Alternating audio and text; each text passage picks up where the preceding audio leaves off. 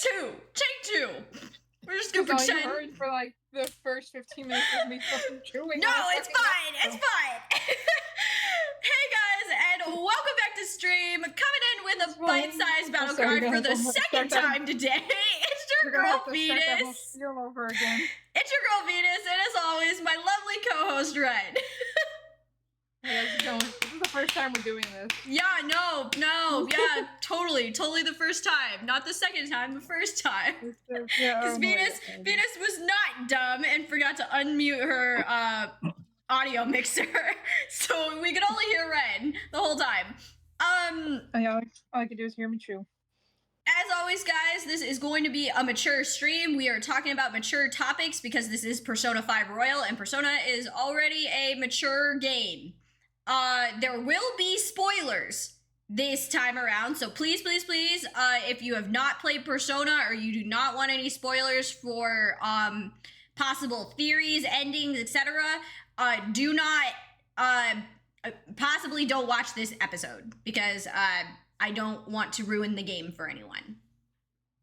Our next stream should potentially be tomorrow at 6:30 Eastern Standard Time for more Persona, and then we're potentially going to be streaming Saturday, 5:30, 6 p.m. Eastern Standard Time, and we might play a new game or we might do Persona. It's gonna depend on what we're feeling that day. Thank you guys so much. Hokage13, thank you so much for your follow. It looks like you followed me while I wasn't live, but I thank you so much for your follow. We are at 179, guys. If you're liking what me and Ren are doing, please consider following the stream because we are trying to get to 200 followers so we can do another special stream. Please go consider following Ren on her social media. We are trying to get her to 4,000 followers. Please. Please. But that's a stretch. Well, you were at 3,000 before, were you not?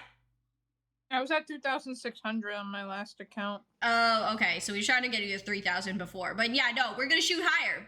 Shoot for the stars. If I can get 100, I'd be happy. Yeah. Luckily we got Ren to 50 followers. So thank you guys so much for that. Thank you, Delightful, for helping us get Ren to 50 followers. So we will be doing a special Chinese New Year's stream and doing paper cutting on TikTok. Happy Chinese New Year, by the way, guys. Happy Chinese New Year, the year of the horse. Yay! Year of the chariot, let's go! Year of the chariot, let's freaking go. Ryuji, where you at? Ryuji, where you at, boy? I think that's it.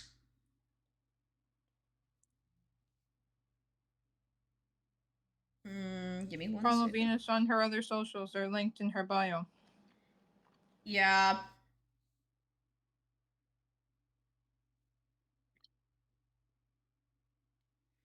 I'm trying to think if there's anything else that I needed to mention. I don't think so.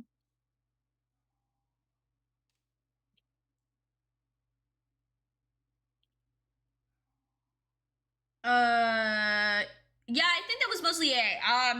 Do note, guys, there will be spoilers. This is, again, another spoiler warning.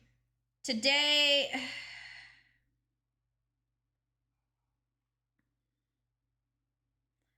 So sorry. Okay.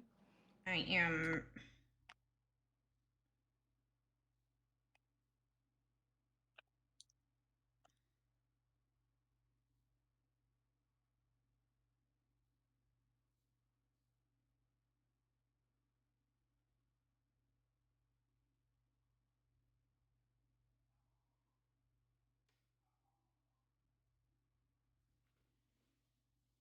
Oh my god. I am so sorry, boo. Give me 1 second. Okay.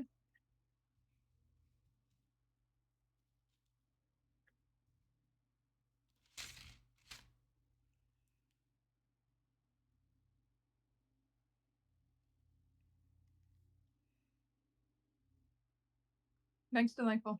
Oh, hi, Delightful. Hey, sweetie. I know I said that we were doing this special stream on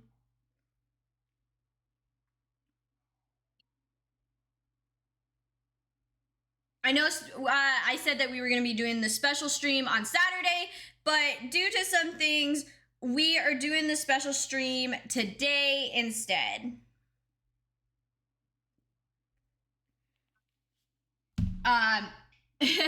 Unfortunately, Rose had to redo the special stream because of technical difficulties.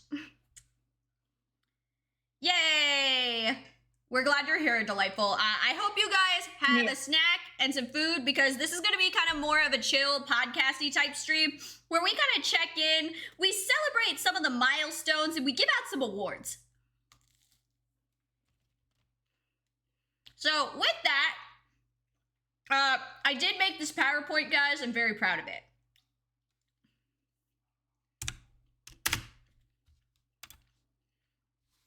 Yes.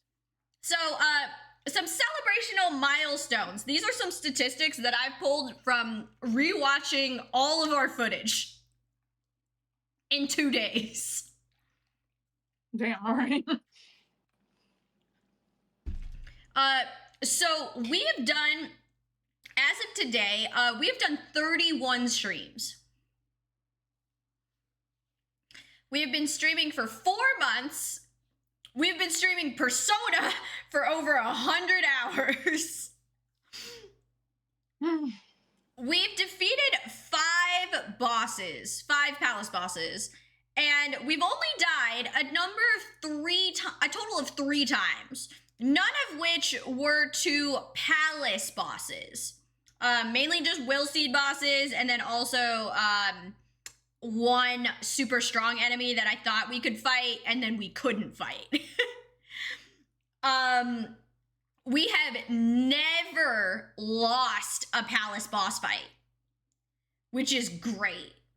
Also, for people, when I say number of total deaths, I'm not including our party members. I'm only including if Joker goes down and then we have to restart the whole thing because we're dead. We have defeated a boss in under 10 minutes, which that was Madarabe, because I honestly thought we were going to struggle with that one, and we didn't struggle with that one. And we've unlocked every confidant in the game, which is great for us. And as of last stream, we have also defeated, we have completely smashed all of our social stats, and we are max rank for everything. We have so much knowledge. We are so charming and kind, and it's great. It's great. Once again, I have to ask you this question. What are your overall thoughts of the game? Like, what were you feeling going into it? Like, what were you, I guess, expecting the game to be like?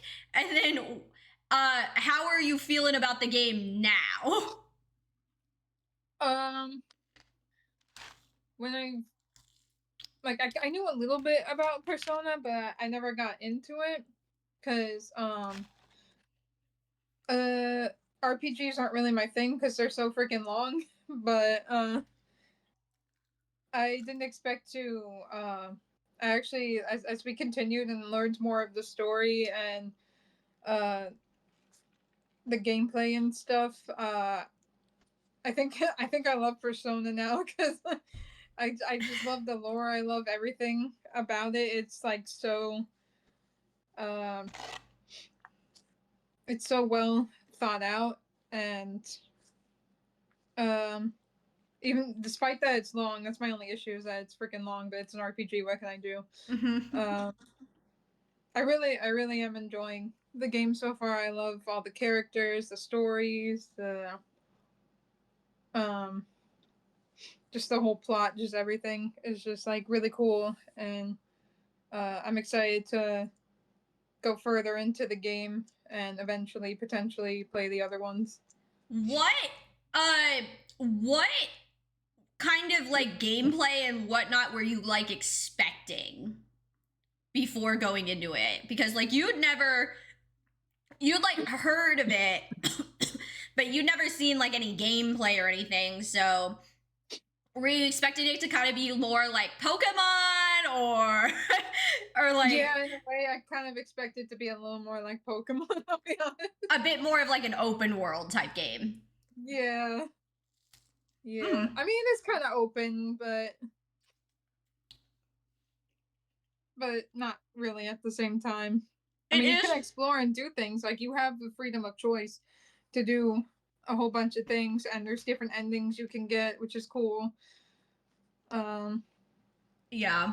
but, But yeah. but overall you're enjoying the game a lot more than you thought you would. Yeah. I mean, freaking, I bought merch. That's how much I love it. True. We have merch. I have merch. Once you get merch, once you start buying into the hype, then you're just like, yeah, Yeah. I'm hooked. Once I get merch on something, that's it. I fall into the trap. I'm in the rabbit hole of this persona. For today's stream, Ren is wearing her Persona shirt, and unfortunately, Yeah. my Persona shirt is at Ren's house. Yeah, it's in a catchy shirt in a gift bag. So I don't have any Persona. Despite my love for Persona, I mostly only have like my laptop bag and my cute little like standee. But I'm wearing this mental health brain bodysuit because it reminded me of Maruki. And he is my favorite. And we love Dr. Snacks. Yes. Which is also why I brought snacks to stream. That's why I was eating that taco. So this one I'm gonna give us kind of time to Oh, is that why you told me to get the paper? Yep. This is one of those ones that we're gonna do. Me and Ren are gonna take some time. So do you want to add Size Palace? Because you've seen it, because we saw the opening, which was the casino, because that is our next palace. Do you want to add that one into the ranking, or no, because we technically haven't played through it yet? I mean, I've seen bits and pieces of that palace, but we haven't really like explored it, so I think we should just leave it out for now. Okay, so we're only doing the ones that we've fully gone through, so we're not including the royal one that we've gone through just a little bit of either. So you're not adding we that haven't one. explored enough of that one either. So. Okay, so ranking the ones that we've beaten the bosses, from. Yeah, so we only have 5. We only have 5 to go through. Rank them 1 to 5. 1 being the best palace, 5 being the worst palace. Okay. And then we'll deliberate after.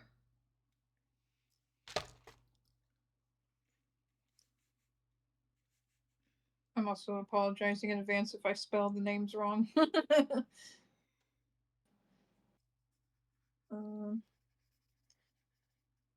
Well, I know who my first and my last are.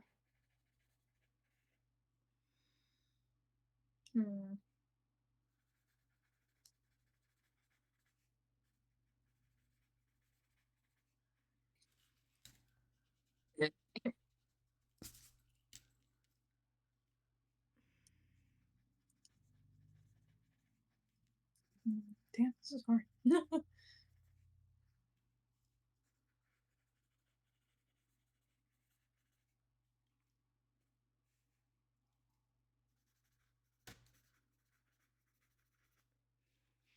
If you can't remember their names, just write what the palace was.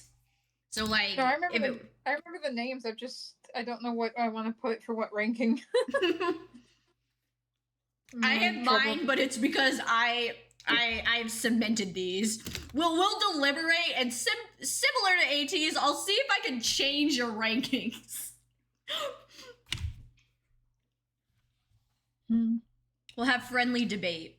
It also gives me time to munch on snacks. Yeah, I'm trying to figure out what I want as my 3 and my 4. I just realized, because I got McDonald's, yeah. I'm feeding into corporate oppression today because unfortunately Why I you have got the no. McDonald's? I got McDonald's because yeah, the Burger Lord's food looks so cute. Even though I would never take on the Big Burger Challenge. Oh hell no, hell no! I would not either, bro. I have to have not eaten in like 3 days to consume at Oh, least half of that. wait until you see what the biggest burger is. It's like I want to know 5 what burgers the tower is. tall. Is that the tower? Mm-hmm. Oh god. It, so like, because I believe there's either 4 or 5. I think it's 5 challenges. But Sorry, like the first one has like 2 burgers, but like it's 2 giant burgers together. Then the next one has 3, 4, and then 5. But there's just so much. I don't know how Joker does it. I don't either. Hold on, I'm switching my numbers again. I'm sorry. No, it's fine. Okay, I got it now. This looks so botched.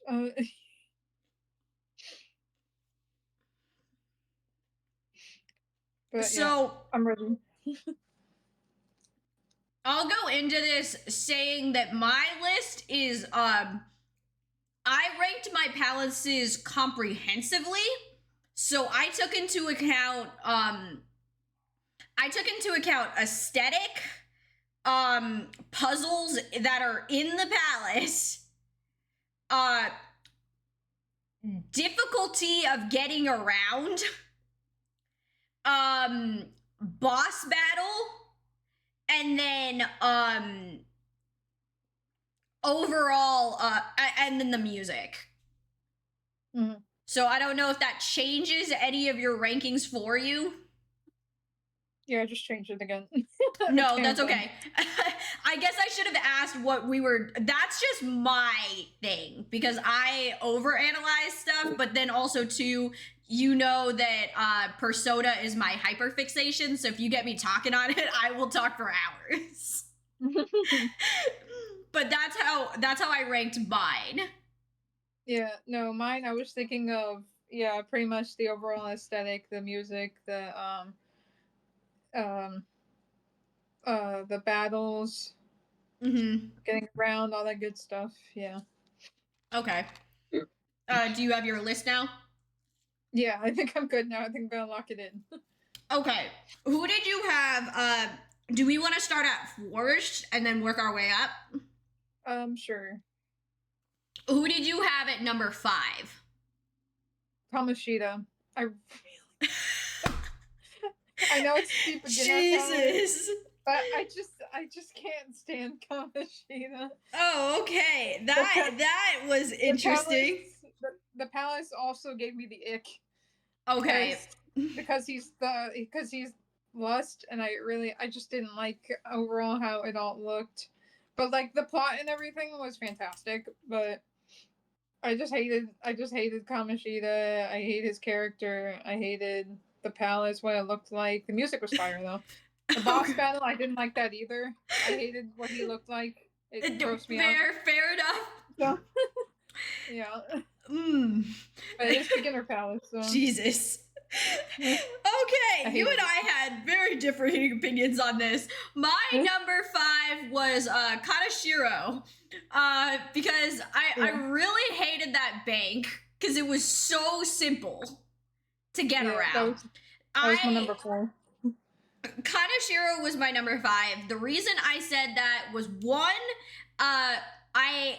the bank layout is so freaking easy. Like, you just have to keep going forward. There was, like, no... Unlike Kamoshida's, where it's just like, oh, there were multiple doors you could go through. There was, like... There was like, that palace was huge. Kanashiro's palace, after going through Madarame's palace and Kamoshida's palace, which were both huge and had so much to explore...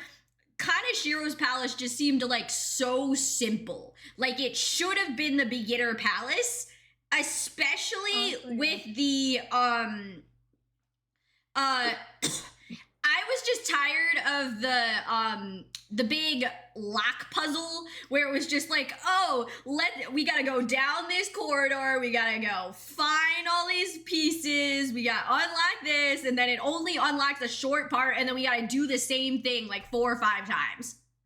Yeah, that was pretty annoying. Yeah, it was just annoying. Like, it wasn't hard to get around. It, like, I was like, it's a bank. It's not that exciting. Is it okay for a Phantom Thief? Yes, yes. It fits the theme. I got it. I understood because of his greed for money where all of it was coming from, and I was okay with that. But, like, overall, I just found his palace really boring, and I don't like the music in his palace compared to everyone else's music. I do like the horn instrument that plays heavily in his palace music. That's the only saving grace. But I don't. Yeah, no. I ranked Kaneshiro so fucking low because his palace should have been like a beginner palace. Like, that was so easy. Like, there wasn't even unlike two, at least. Like unlike Madara, kind of like even Madarame's palace, like we had to go out, change his cognition, and then come back in. Like Kaneshiro, I was able to run through Kaneshiro's palace like I did Kamoshida's palace one run through. Like, it was real simple. I just wish that the upper levels of the bank, like, there was more to it. Because I was just like, it was so one-dimensional. And it just wasn't as interesting as the other one. Who did you have? You said you had Kaneshiro number 4, right? Yeah. For pretty much the same reason. It was boring. I put Futaba's Pyramid Palace at number 4. Sure. The reason being is I put her above Kaneshiro mainly just because I liked the aesthetic theme for it, and the hacking and the coding aspect puzzles were really fun to do. And I liked the Indiana Jones vibe it gave. Yeah.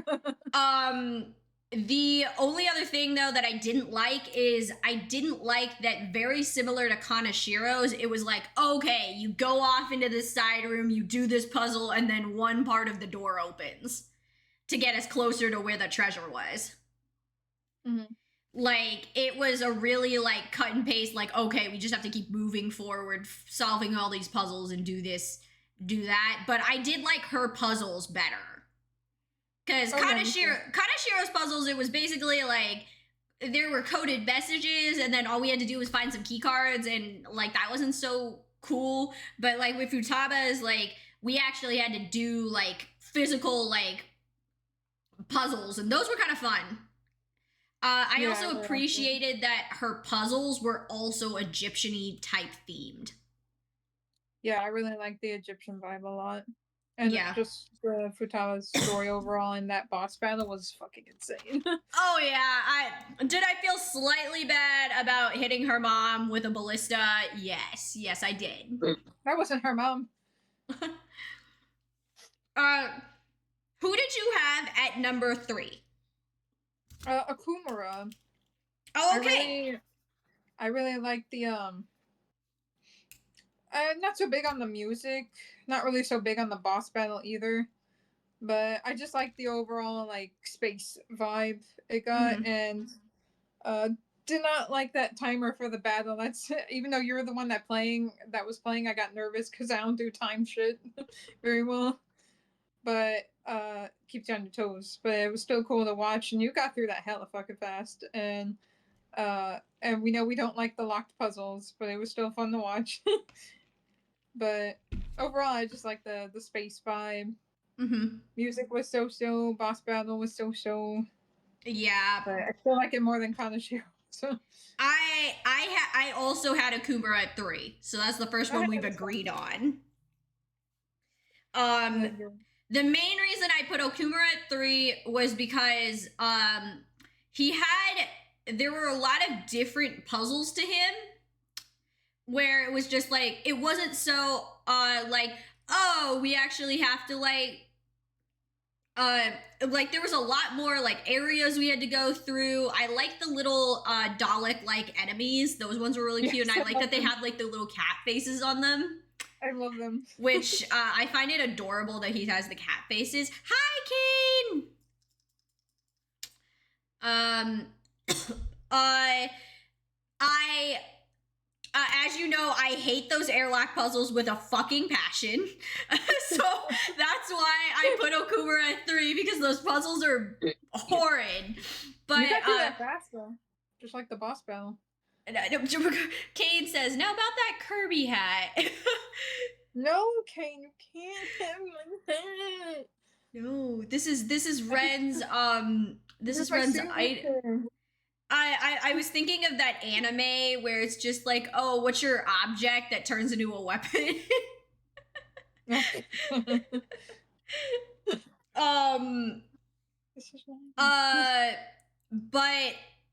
I am a space nerd. So I really liked this Vital Instrument. Yes, that's what I was thinking of. Your Vital Instruments. But Vital Instrument. I really like the space theme. I also really like what his treasure ended up becoming. Oh yeah, the model thing, the model kit. That was really, that made me sad a little. Yeah, with it being a model kit, because like I guess I forgot to tell you, I also took that into account of like what their treasure actually was, like what caused their distortion. Yeah, I forgot. Yeah, the treasures. Mm-hmm. Yeah, because with Kanashiro, it was just a gold briefcase with fake child bank money with his face on it. Nothing money Kamoshida was that fucking medal. Kamoshida was his Olympic gold medal for volleyball. Futaba was herself. Futaba, it was herself, which was interesting. Okumura's with being the model kit, I thought that was really interesting, and then also learning from Haru what that model kit like meant to Okumura and why he kind of was the way he was, like made more sense. Mm-hmm. So I really appreciated that. But also too, even though I hated the timing of it, like when we were having to run through like the belt lines and everything like that, because it was just like, oh, let's set this to lunchtime and then run around. That was kind of annoying. That was kind of annoying because it was just like, oh shit, I only have 10 minutes to run around. And looking for all the colors and everything was kind of stressful. But yeah, I do a lot of shit that was time based. Yeah, still at work, so I won't be able to chat much. No worries, Kane. I do appreciate though that they had like the robot theme worked. It did, like everything that was going on really worked too. I did like the robots. Yeah, I also liked how Haru had said, like, when we got to the production line, she was just like, oh my god, like, the layout's just like the factory in real life. Yeah, that was crazy. Yeah, so that's why I put Okumura at 3. But I couldn't rank him as, I couldn't rank him as 2 or 1 because that 30-minute timer is bullshit. Yeah, it's scary. The 30-minute timer is bullshit, and he's so hard to hear inside his space helmet thing. I cannot hear him. I can't. I have to read the words. The other reason I ranked him as 3 is because we don't actually like fight him. Like he took 1 bullet and that was it. Yeah. Like he only had like 32 health. Like our boss battle was pitiful. Mm-hmm. Who did you have at number 2? Futaba. I'm biased. I really like Futaba. Okay. And I love the Egyptian themed. I like Indiana Jones movies a lot. To remind me of that. I liked how we went to. There was a village by her palace, and I like how there was we did the village part. That was funny. I'm just like, oh, side quest, and just back and forth between out and in the palace, and learning more about Futaba and feeling bad for her, and just like, oh, it's just a sweet little bean. And that boss battle was fucking nuts. That's one of my favorite boss battles. It was nuts. I will say, in lieu of you having Futaba so high, I do really appreciate the cinematic when they're driving around in the car and it's really Yeah. hot because Morgana can't provide any AC. And then like On is really really hot, so like her shirt is sticking to her, and then the guys are all just Yeah. like peering over at her, and she just like yanks the car like the seats back so it like falls on them. Yeah, I remember that. Like that was really cool. That was funny. I do like the cinematic for that one. That one was pretty mental. Yeah. Um uh It's like we I have the same number one. had Kamoshida as my number 2. Yeah. The main reason is because one, his palace is massive. I'm also really a huge medieval D&D kind of gal, so I liked the castle aesthetic. I like that we kind of use the whole palace because, like, we go inside the palace, we were outside the palace, we were climbing around the walls at one point. Yeah, we were going everywhere. Yeah, you're right. But also, too, like, what I thought was a little different about his palace compared to other people's palaces is that on the surface, so like when we were close to the entrance of the palace didn't look that bad. Like it showed the inklings of like, yes, he was abusing students and whatnot, and like we saw that with like his little minions and the dungeon and everything like that.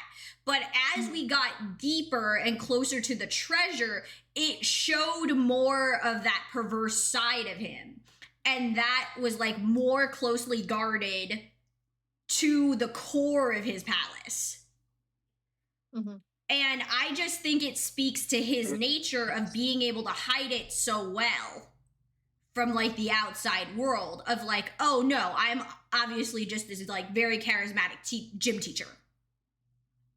So I really liked that aesthetic of the fact that as we got deeper in, the scummier you realize this man is. The other reason I have him at 2 is because I really like the music. I think the aesthetic fits his palace really really well, especially for like being a king of the castle. And then the distortion rooms of like, oh yeah, the gymnasium was his church. Yeah, that was pretty nice. And stuff like that. Like I thought that was a really good play on the game masters, like on the devs for doing that. Like I thought that was like really well thought out. I liked the puzzles that they had because like they had like that bridge that we had to cross that we had to get the eyes for the statue and everything. The only reason I didn't rank it number 1 is because it is our tutorial palace. So like we had to leave and then go back in and like learn a whole lot of stuff before we could fully explore it on our own. So that was the only reason I didn't rank it number 1. But out of all of it, I thought the map itself was well set up. I like the look of the will seed doors and everything like that. Okay, bye, Kane.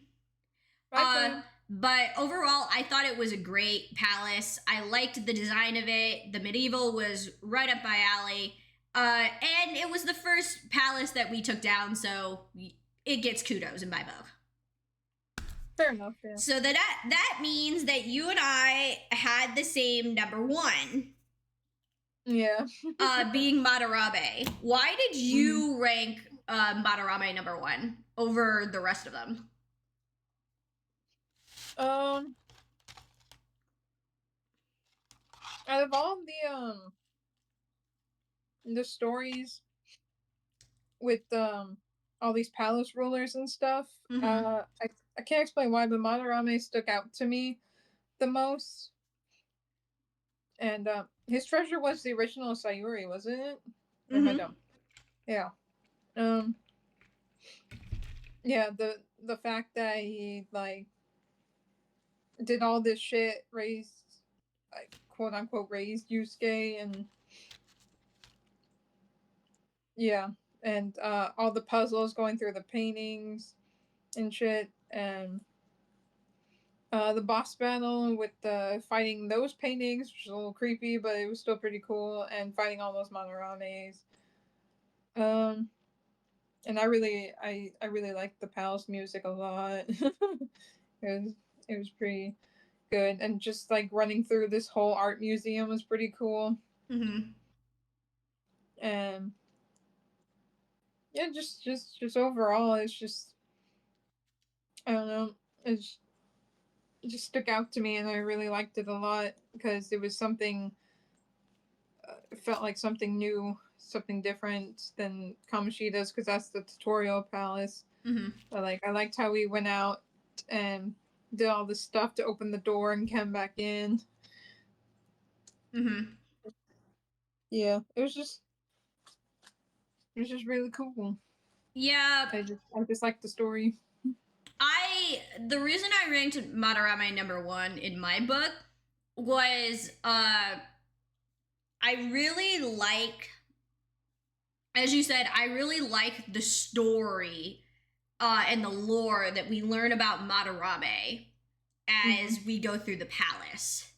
Because having it be an art, like a big art museum, was already like super duper cool compared to Kamoshida's palace being like this just big castle, because where his palace is located is it's his actual like atelier shack. So like having that shack actually be this big museum, it was super duper cool. Love that like normal Phantom Thieves, we didn't go through the front door, we broke in through the skylight. Yeah, I liked that they added the like security lights, or the lasers, the security lasers. I thought that was really cool because that usually like in a museum like you have those lasers. So I liked the like heist that we had to do where it was like, oh, Ryuji was gonna lure the people away so An could go to the security room. So you see Ryuji just like booking it from some shadows.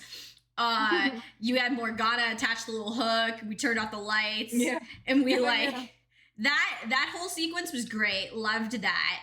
I loved the fact that he faked us out and we stole that horrible painting. Yeah, that looked like a child could do it. Yeah, but that was Madarame. That's a skill. Yeah. And I really liked all the puzzles of like finding what the real Sayuri looked like versus all the fake Sayuris. Going through that kind of like puzzle of going through all the paintings and stuff like that. You can hear him yelling about art and how like no one understands and stuff like that, and all the art moves and stuff. That was kind of cool. I also the of the Phantom Thieves that have awakened thus far, that we've seen their persona awakening. The two that I like the most is Yusuke's and Makoto's. Yusuke, I have to agree. Yusuke, because like he found out that Madarame was a very shitty person, and he really did treat all those people so horribly.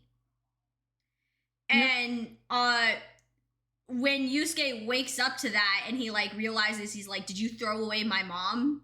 Like, did you kill her? Like, was crazy to think of, because I was just like, oh dang, like when I first played through that and I didn't know all this, I was just like, oh wait, no, like he's got a point. He's got a point. I was just like, did you kill his mom? And I was just like, dang. Yeah. Oh yeah, no, like that was brutal to find out. And then to have and then Makoto's awakening, her just having the bike is so crazy. That's so fucking cool. It was so fucking metal. Like, I just love too that when she activates her persona, you can see her on the bike. But I also just love too that the reason we can't go through the front door of the bank anymore is because they had to board it up because she just took her bike and crashed it through the front of the bank. Yeah. So, yeah, no, I love those two are my favorite to see awaken. Like that is they have some of the best palaces. And the boss battle is great. I love that Madarame's ultimate technique is called True Fake. True Fakes. When he makes all of the other Madarames in different colors. Right. Like, that was great. And I was just like, yeah, for an artist who really can't do anything but copy, you're basically like the human version of a copier. Like a printer. Yeah. And so I was just like, that, yeah, like that tracks. So, yeah. Good to know that we had 2 out of 5 that actually, like, matched up. Yeah. I'm excited for you to see the upcoming palaces that we have still yet to see fully. Oh yeah. Because I think you'll have a really fun time with them. Yeah. You already said spoiler warning, so I can say out of free will. I'm excited to see Sais, which is next. I'm excited to explore more of Maruki's. I want to see Shido's really bad. And whoever else we fucking have left, I have no idea. So the only other place we gotta go is Mementos. Sweet. Give me one figure out about Morgano. Give me 1 second before we continue this. I'm just gonna change out of my top. I don't know why, but my sensory issues are driving me freaking crazy. So I'm just gonna switch into a shirt real quick. You're good. I was waiting for you to say something like that. Do you need me to put us on a break, or are you good? Yeah, we're good. Okay. Are you good to entertain the people? If by entertain you mean hold up the sign that says please follow and subscribe, then yes. Sure. There you go.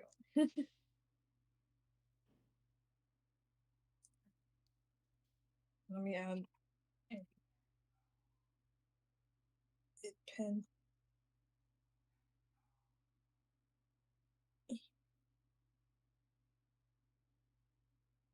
Oh god, that's a crappy heart if it's true. Oh.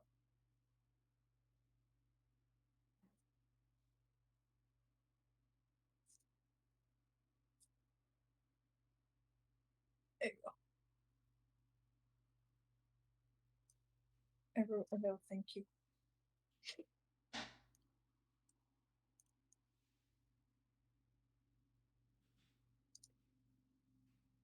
Here. Can't wait to explore more of those palaces. I'm excited.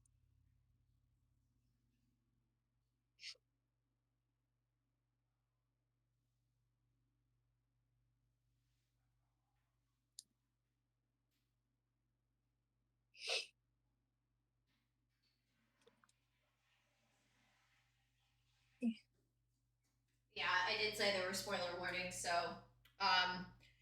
if we wanted to briefly talk about those palaces, we can do that now before I move on to the next slide.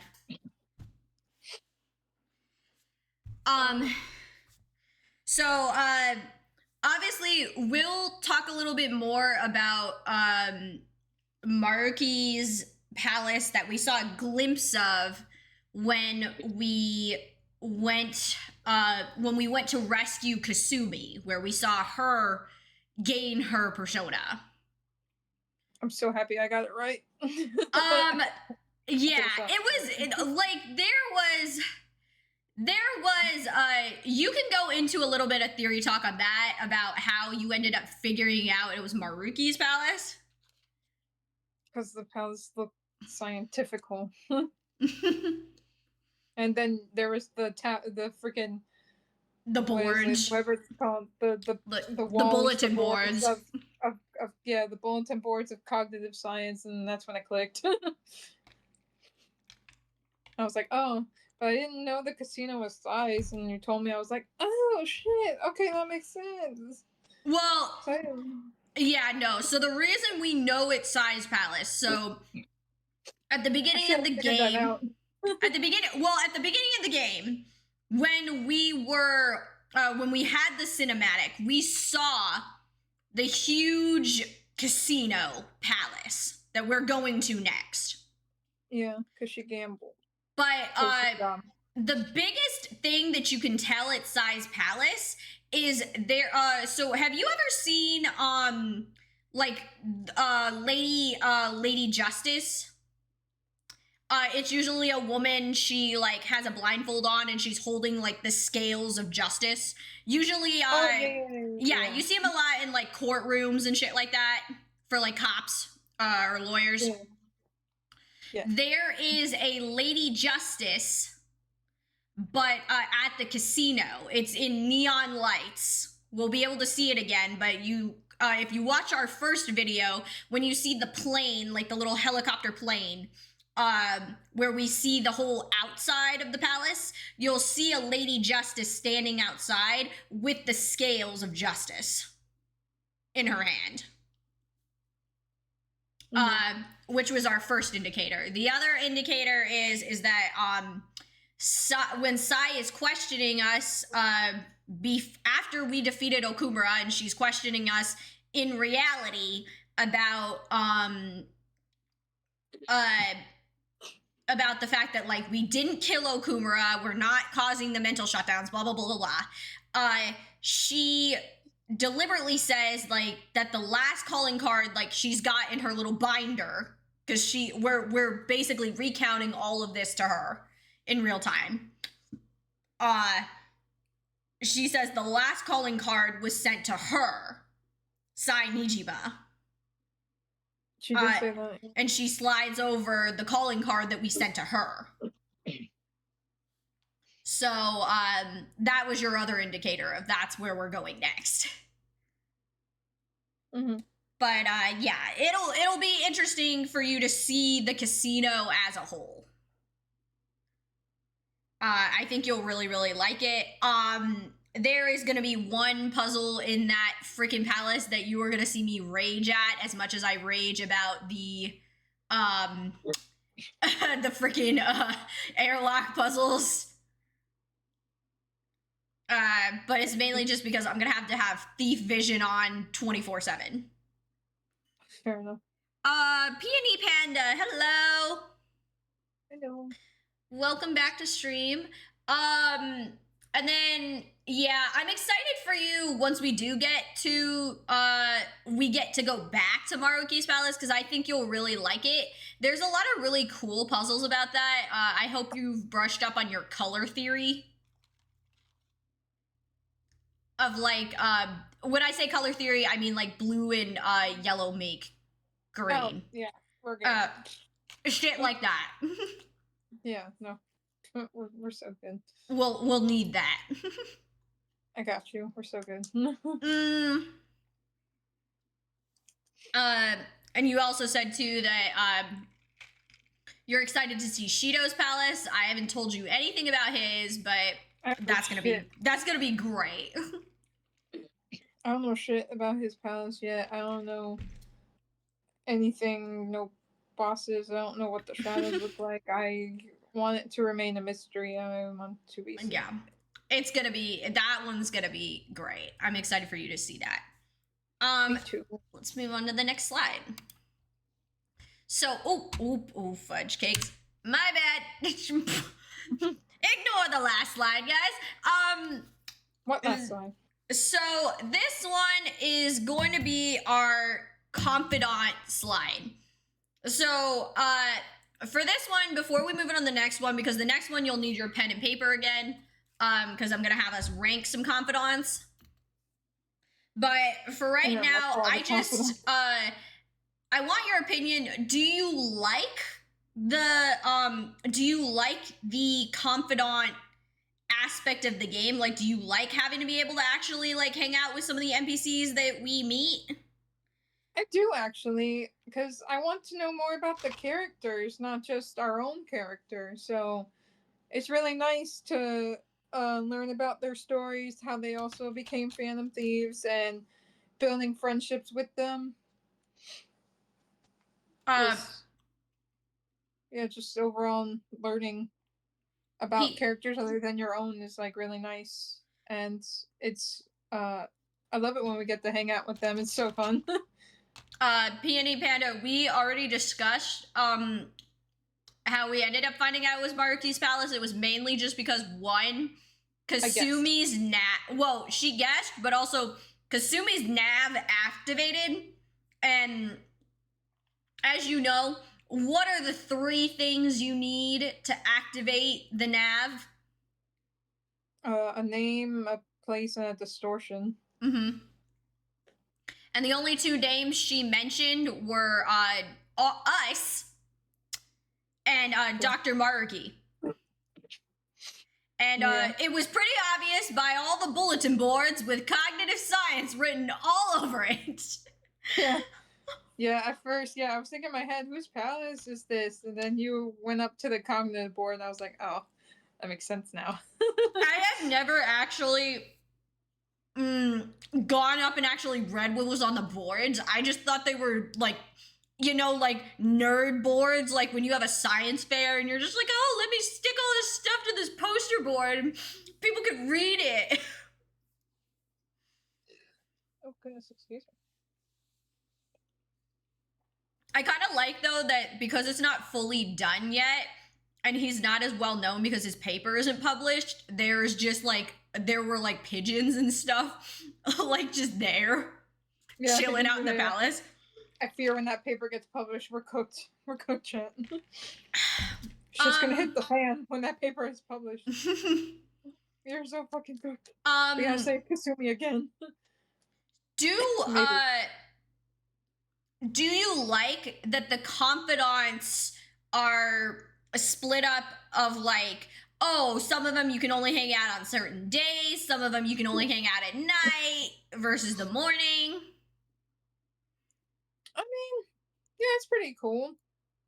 I mean, I would like to hang out with any of them anytime I want, but the way that it's set up relates more to real life because not everyone's available all the time, you know? Mm-hmm. And yeah, only hanging out with certain characters, certain days, certain times of the days, really makes you like think, like, okay, who are we hanging out with? Yeah. Do you like do you like the fact that the confidants give us skills that are actually useful when we go do our Phantom Thief shit? Yeah, like hanging out with them not only does it give you more story, but to not completely waste your time if you don't care about the story, you get some cool perks when you're in battle. So it's pretty nice to have the perks in battle. I still so recently I on my day off I went to play my save file on my Nintendo Switch because I have P5 Royal for the Switch. Right. I have the metal artist case for it. It's one of my prides and joys. But one of the things I like about that one is so I have New Game Plus. So New Game Plus will allow you to take all your stats, all your items, so like all your armor, all your guns, all your knives and everything, all the weapons, and you can use them in your new save file. So I don't have to worry about my social stats. I can just worry about my confidants and that's it. And I can buy every persona I had on my compendium, which my compendium is 100% complete. Well, that is like my 5th playthrough on my Switch. So I was running through it the other day because I already have I'm on I just finished Futaba's Palace on that playthrough, but I already have Yoshida maxed out. And because of that, abuse his system of when you down the shadows, you can just tell them, I want more money. Oh, fair. The fun thing of it is I can demand them like 6 times to give me more money, and then they get mad at you, so you go back to battling them, and then you get the money and the experience for defeating them as well. So you can get hundreds of thousands of yen just by yelling at the shadows like, yeah, no, that's not enough money. I want more. You can do better. You can do a little better than that. And you just keep doing that, and it's insane, like how much money you can get. Yeah, that's funny. How do you feel about with the confidants there being certain roadblocks in the confidant storyline? So usually it's like we always have one where it's like, okay, we got to go to Mementos, fight something, complete a quest, and then we can move on with them. And then there's also the ones with our team members, because our team members, we usually don't always have to go to Mementos to fight things, but with our team members, there's always a stat that we have to have at a certain level to advance. Like, it's usually like, oh, you don't have enough charm, you can't advance yet. Do you like that aspect of it, or do you think they should make that a little easier too? I mean, it's a little tedious, but I understand. It makes you think, like, because honestly, this game is mostly about strategy, to be honest with you. Mm-hmm. Always making you think, keeping you on your toes. So they can keep it as it is. It's fine. They only need to make it easier. It is a little tedious though, but yeah, it makes you like strategize and be like, okay, I have to do this and this so that they can rank up. Like, I gotta go to Mementos. I gotta do this. Yeah. To be honest, more. in base P5, it was a struggle to do confidants. Oh, I bet.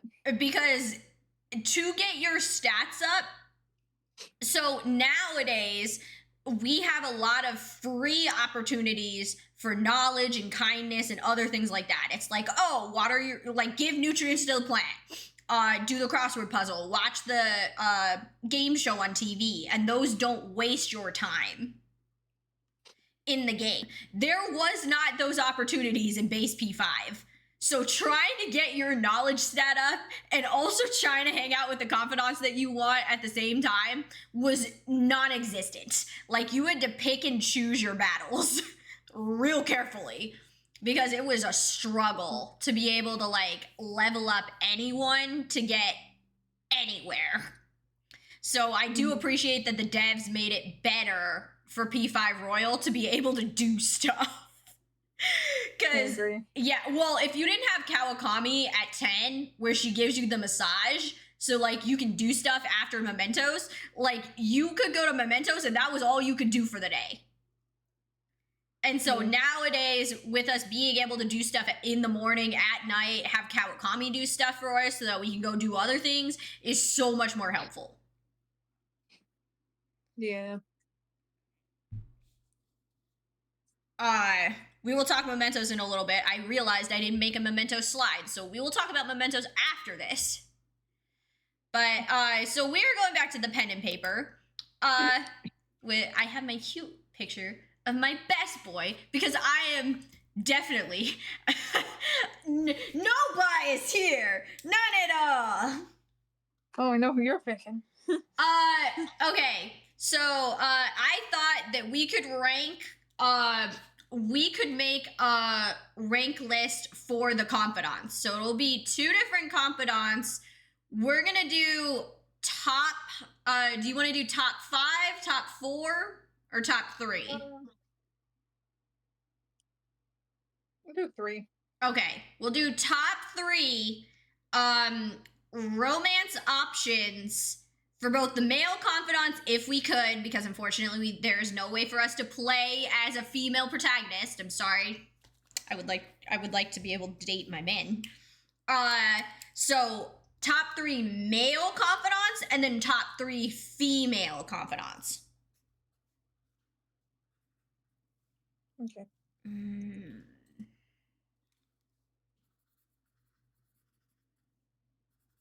I know who you're picking as number 1 for male and female.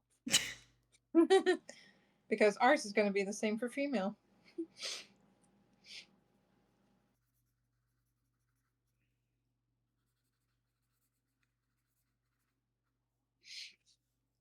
I don't know how to spell her name.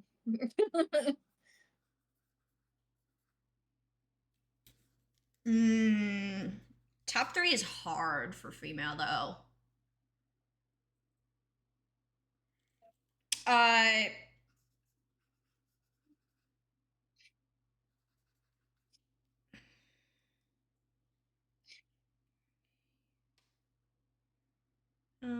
Why am I blanking on how to spell her name? Why am I blanking?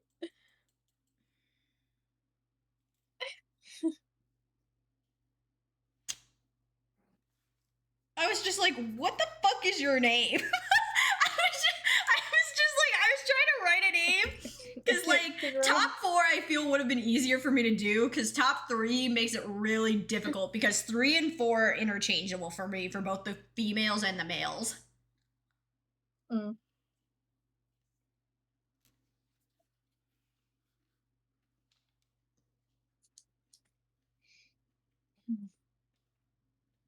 This is tough, damn. Do note, guys, while we are ranking these, we are only ranking the confidants that are of legal age.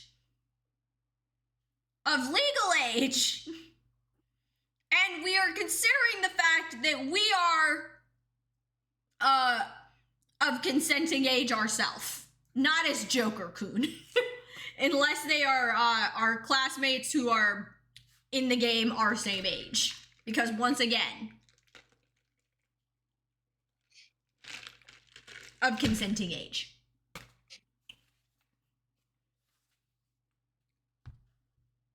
Does that mean I have to cross one off?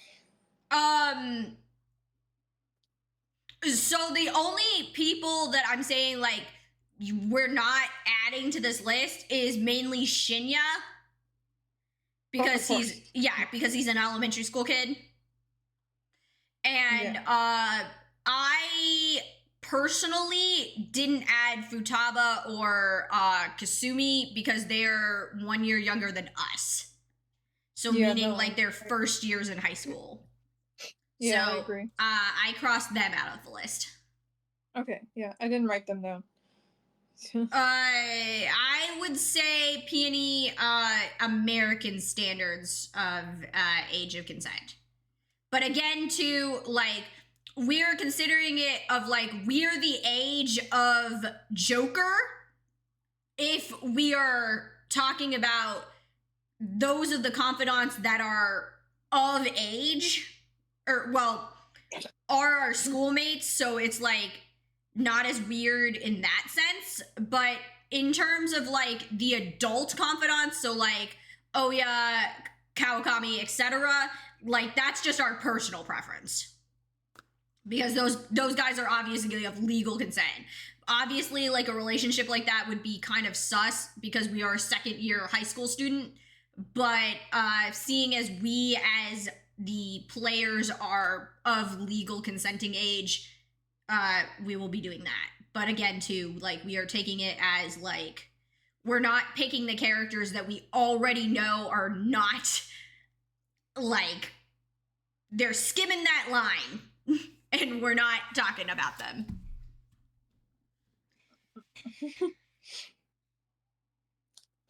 Yes, Travman, hello, welcome. We're about, we're good ways into the special stream, but I'm glad you're here. Thank you guys so much. I'm still thinking my number 3 for both genders. Do we want to add a 4th? Because I felt it was easier to have 4, because I debated hard on 3 for both male and female. A 3rd one, let alone a 4th one. I mean, if you want to add 4, sure. We'll stick to 3. I'm excited to. I know who your number 1. We both know who our number 1s are. So we can start with the lowest. Okay. I'm still thinking of my 3s, so I will. So I'm going through my head the confidants. Similar to when we did the palace rankings, the way I'm ranking mine is based off of one, my own personal opinion about that character, their storyline, their confidant storyline, and then also the benefits that I get from your confidant. Because that is how I'm ranking mine. Because there are some that I like better than others. Mainly story-wise and everything else. Yeah, I'm going based off of stories and appearance. Because I'm shallow. Story, appearance, and then confidant perk. Confidant perk, yeah. Confidant I got perk my for me. females, trying to think of the male one. I thought of something for 3, but then I was just like, be weird. You know what? Yeah. Okay. I'm sorry if I spelled the name wrong. Not gonna see my notepad anyway. So. Okay, I think I'm good. Do we want to start with the girls or the guys first? Oh, let's go with the girls. Okay. Please tell me you have Takemi number 1. Of course. Freaking of course. Yes. I Takemi is just great. Like, I as a person who is interested in the medical field, like, I love her confidant storyline. I love that she, like, really grows as a person through her confidant line. Because we learn a lot about, like, her backstory, like, why she ended up becoming, like, a clinic in, like, the back streets of Yongenjaya. I love that after we change the heart of her old boss, the community comes together for her. Having her give us all the medical supplies and stuff like that is so nice, and her meds are great too. Love the interaction between her just kind of like calling us her Dr. Legs. yes. Dr. Legs. Yes, her just using us as her personal guinea pig, and she's just like, here's this beaker of this mysterious liquor, just drink that for me. is great. I love liquid. Don't worry, I'll be fine. Yeah, I love that they're different colors, and they're just like, this one burns, and I was just like, why does it burn? Is great. Love her style. I'm excited for you to see more, like, when we get a chance, because as you know in our playthrough, like, I'm having us date all the characters regardless, because it just advances the confidants smoother for how I want things kind of scheduled out. But eventually, like, I think during Valentine's Day, and there's going to be one other opportunity too, we'll get to pick between all of our female confidants that we are dating to go on a special, like, one-on-one date with. And honestly, seeing Takemi in her cute, like, spider web dress and the black jacket and everything like that is so cute, and I will pay happily for that outfit. Like, yes. I know, right? Please. Also the fact that she just wears heels while she does all this, and it was just like, I was like, I want them heels. Them heels, I was like, okay. Okay. Who was your number 2? I have a feeling our females are like the same. Okay, who was your number 2? Makoto. Okay, yep. Yep. As it should. I love her story, and I love her little goody two shoes gone rebellion. I just freaking love that. I picked Makoto because when I first played the game, Makoto actually over Takemi, because I had to play I had to pick and choose carefully where I was going with things. And I didn't when I first played Persona 5 Royal, I didn't realize that I would get more perks from Takemi than I would from Makoto, because her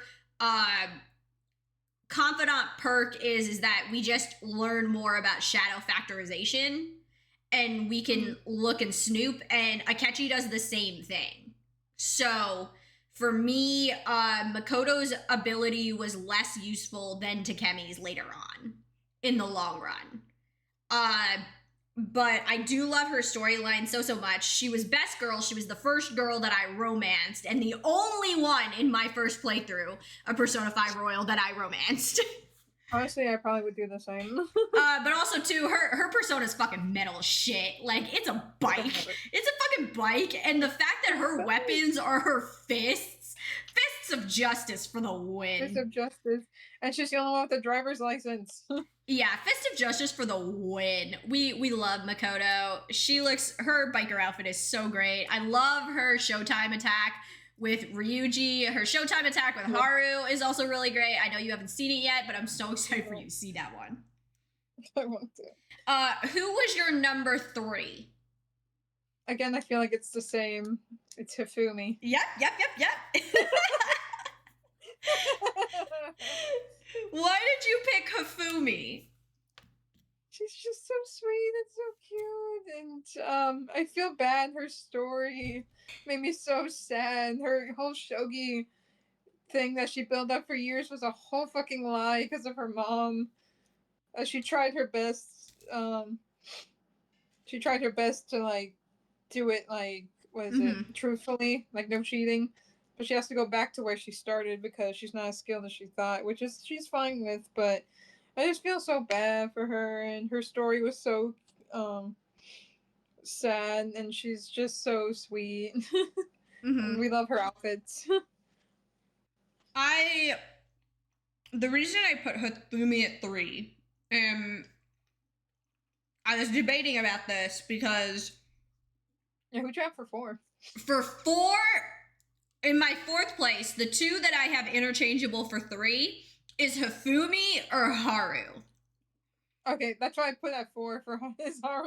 Yeah, because Haru would have been, I had originally written Haru as 3, but factoring in the perk that we get from the confidant changed Hifumi higher. Because being able to switch out party members on like mid-battle is so good. Especially if you go into a battle and then it doesn't work out. Is so helpful. Yeah, I agree. Plus, Hifumi's like battle tactics help out in so many different ways. Like us being able to rearrange the battle if we get surrounded, being able to change, being able to flee round 1 instead of having to wait a whole round to be able to flee. It was so helpful. Like, I love the way she names them too. It's so nice. And yeah.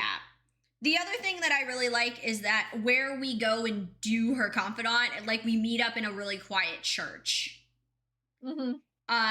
She's just so sweet. I appreciate her honesty and just like her tenacity through everything. Her storyline is so nice.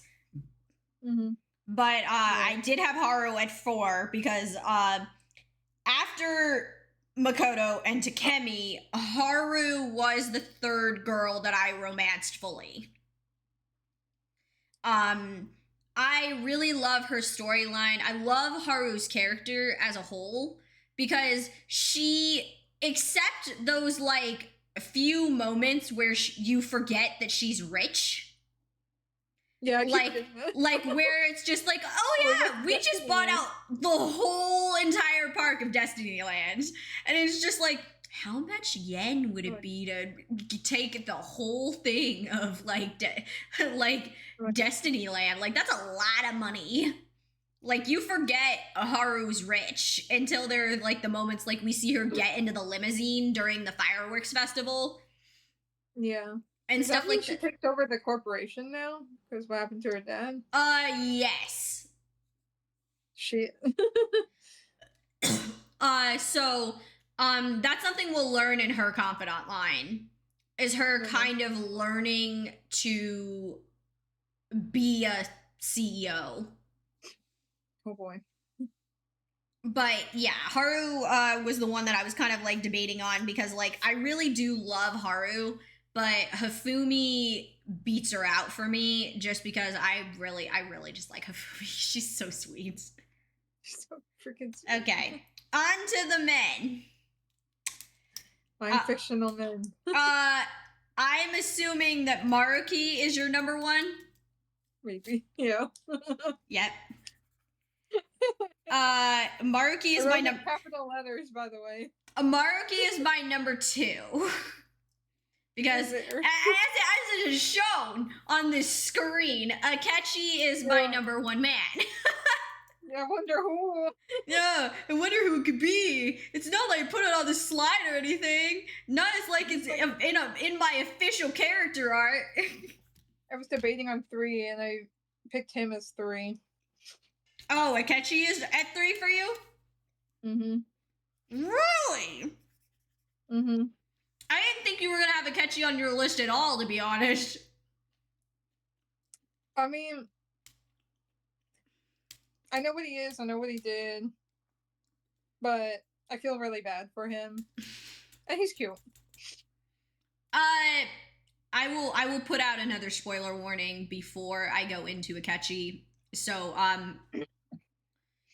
personally, Maruki, the reason I put him at 2 is because Maruki is a Persona 5 Royal only character. Dr. Snacks is so sweet. I love his like clumsy, down to earth personality. I love the goofballs. I do. We love him so much. Out of the adult men, he is the one that I am the most attracted to.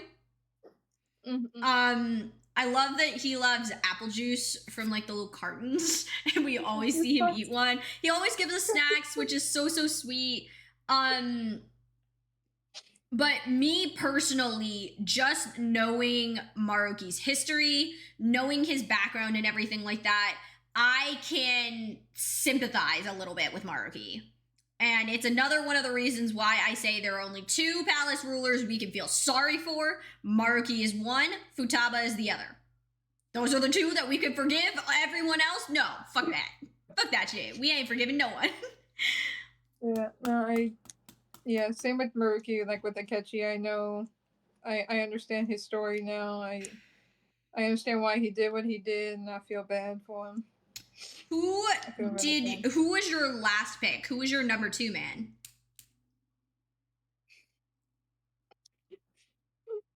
I thought long and hard. You're not gonna believe what I wrote down. Okay, who'd you put? I put Joker. Oh wait, you put us, the main character. I did. Oh, okay. I wasn't even thinking of putting him on this list. Okay. Yeah. Why the main character? Is it because he's the main character? I mean, yeah, he's the main character, but just overall experiencing we're experiencing his story with him. And going through like changing all these people's lives for better or for worse, mostly better. Just doing all this good in the world while he's like, because it started off pretty shitty for him, as was everyone else, but he yeah, just being the main character and helping everyone see there's always light at the end of the tunnel, you know what I mean? Like, you'll have shitty days, but it will get better.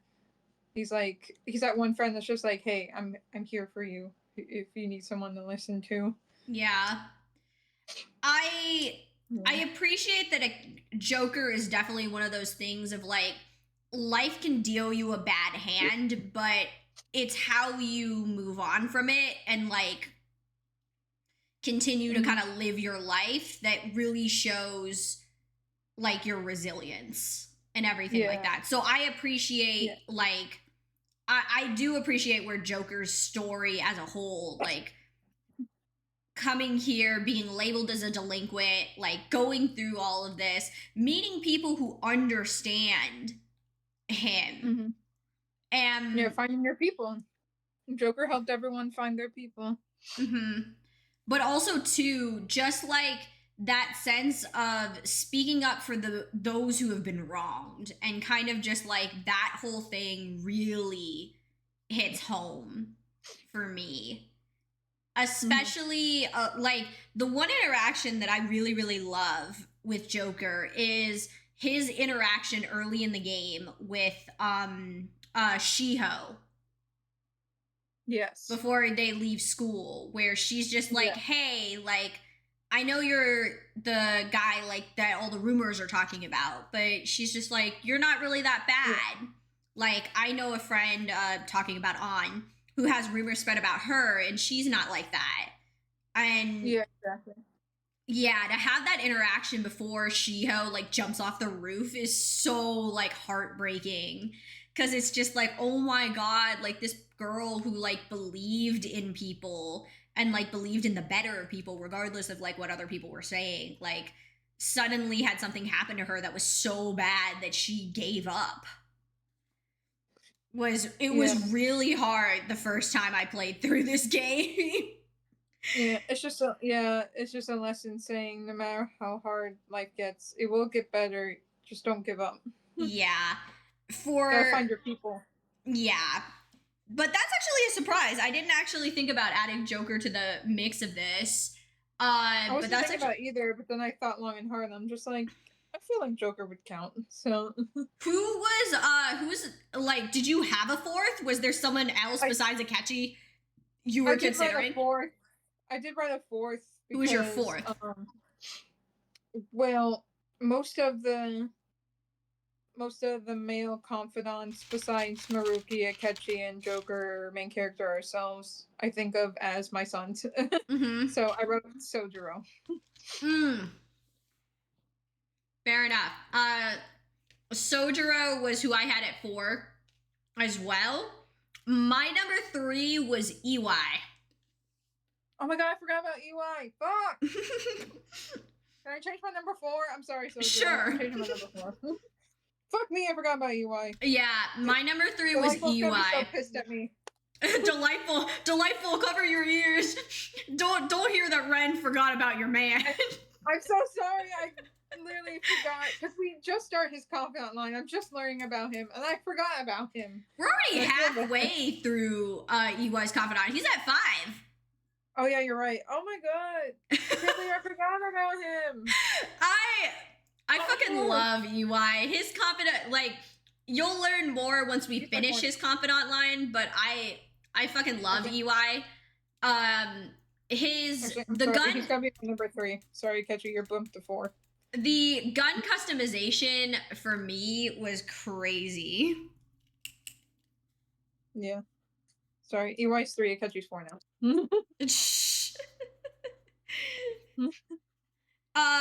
The reason I put EY at 3 was his the gun customization is dope as shit, because eventually at 10 we'll be able to do those customizations for free, which is gonna be dope, to be able to do as many customizations as you want for fucking free.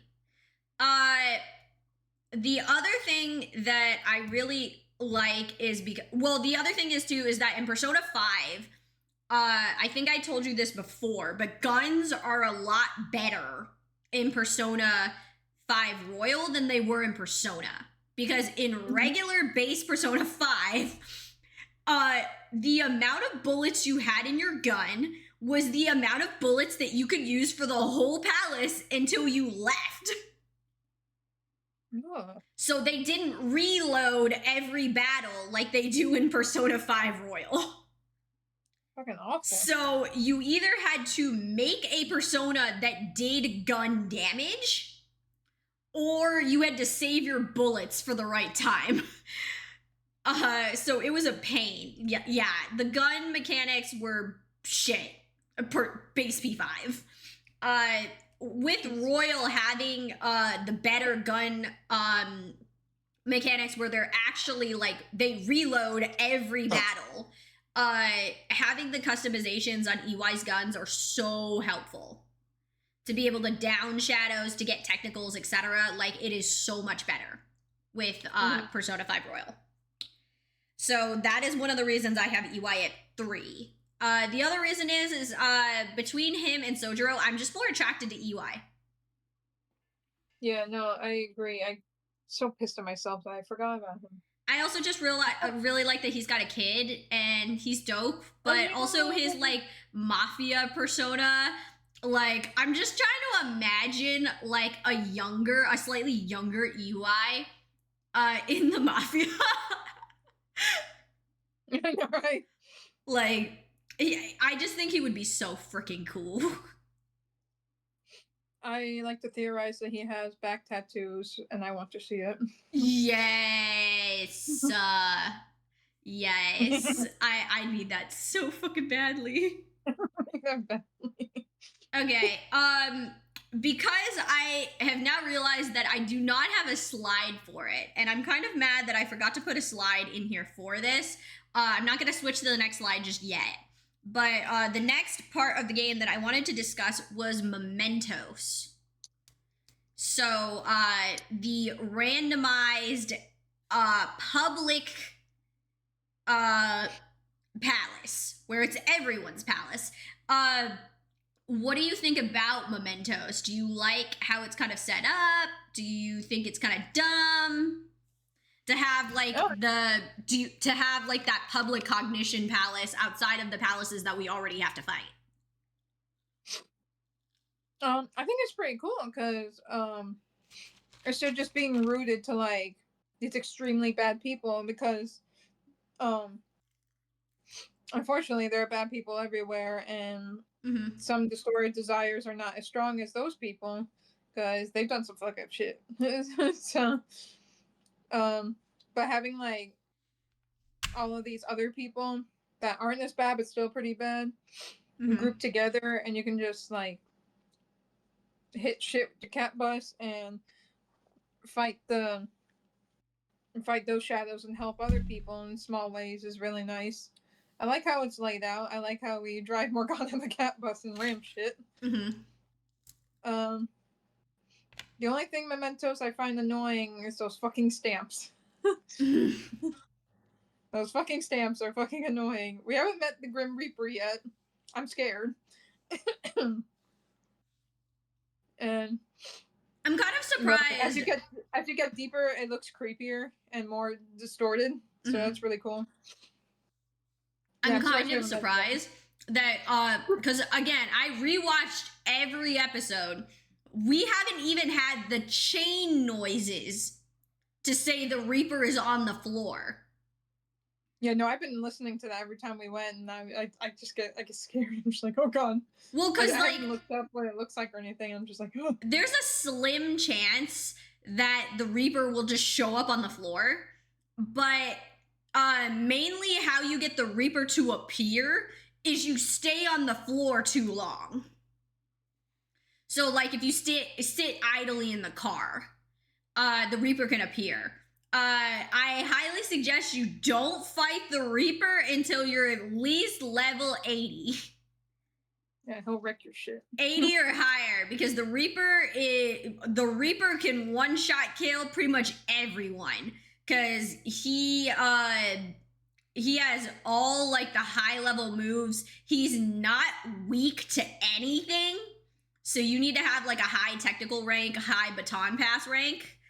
And you can't, I don't know, I can't remember if in my playthroughs, because there's only been a couple playthroughs where I actually go to fight the Reaper. And it's mainly just to, I think I fought the Reaper 5 times.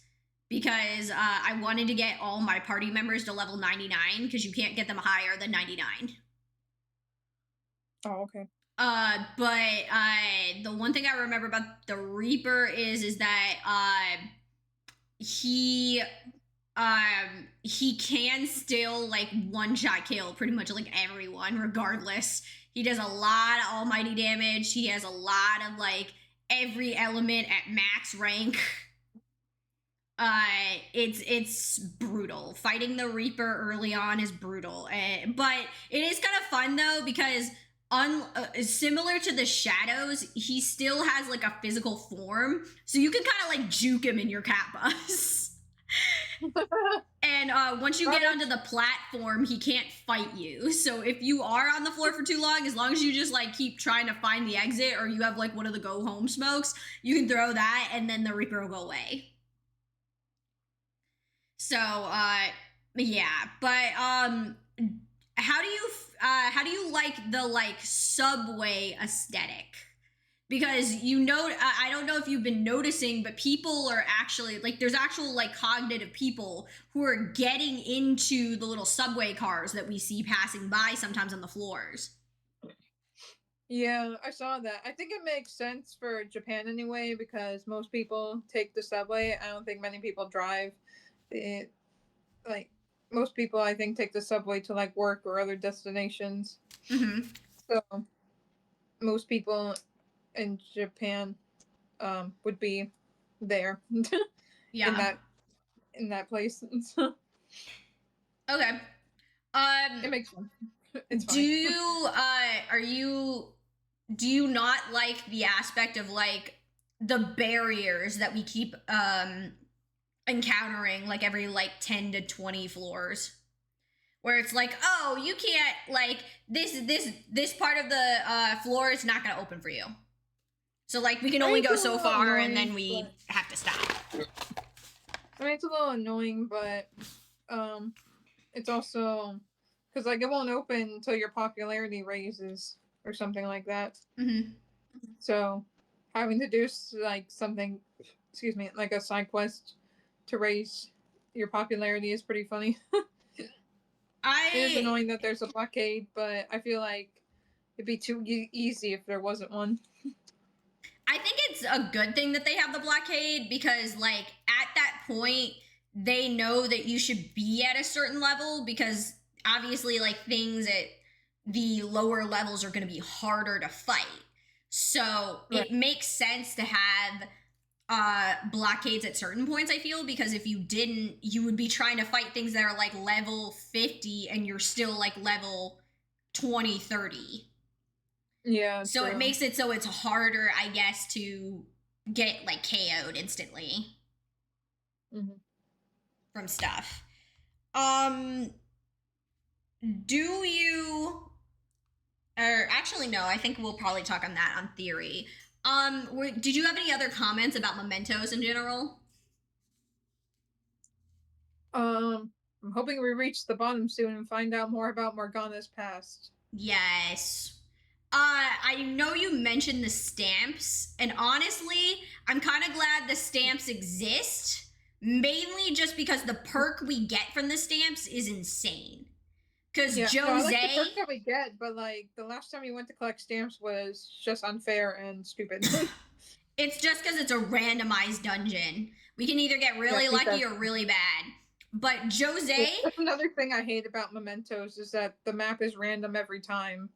yeah, I don't Jose like that. was not a part of P5. So base Didn't think Persona so. 5, no Jose. But the good thing I like about Jose is mainly the perks we get from cashing in the stamps.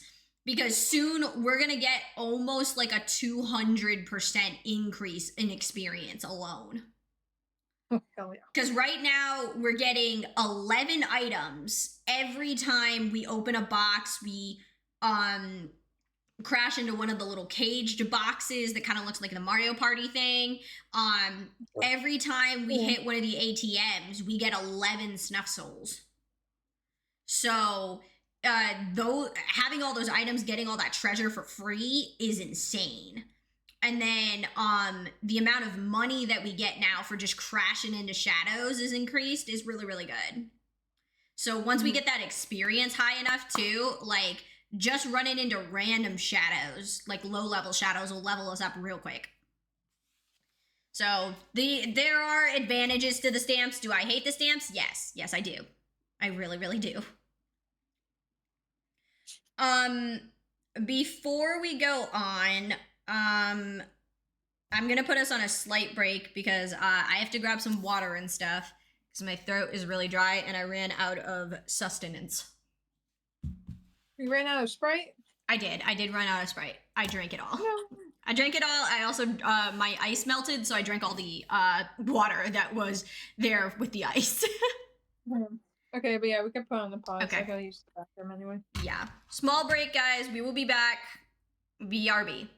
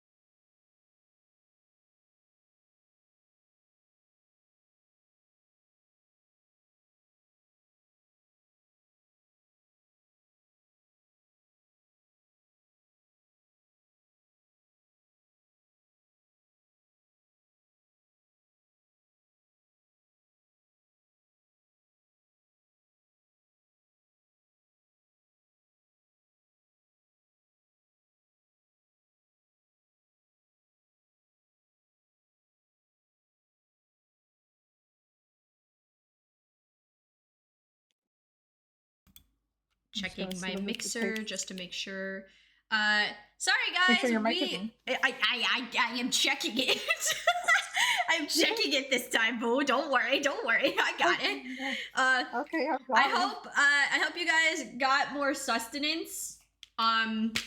Surprisingly, we've been live for almost 2 hours, which I'm kind of surprised. Oh damn. We've been doing pretty good, so I'm real happy about that. So I got kettle corn because I wanted something sweet.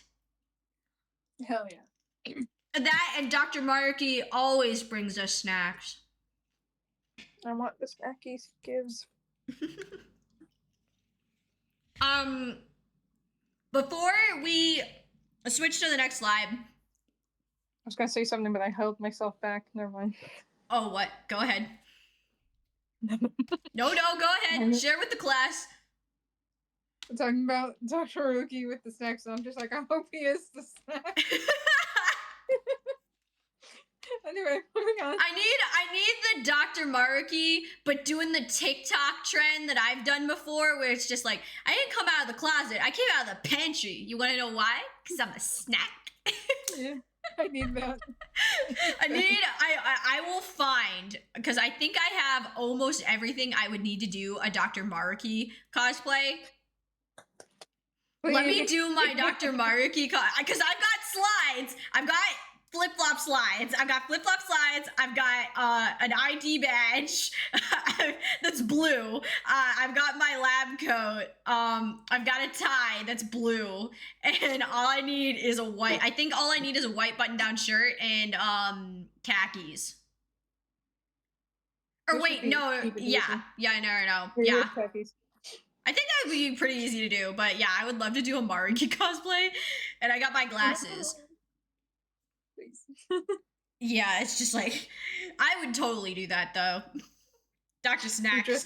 You dress up as my man, I dress up as yours. Ooh, but which form? Do you like the white one better or the other one? Whatever form you like. I personally like the white one. One is slightly psychotic. One is the detective prince. I would take both. two hot men at the same damn time. As you guys know, spoilers. The reason, and now I can go into my rant slightly. I have Akechi as my #1 man.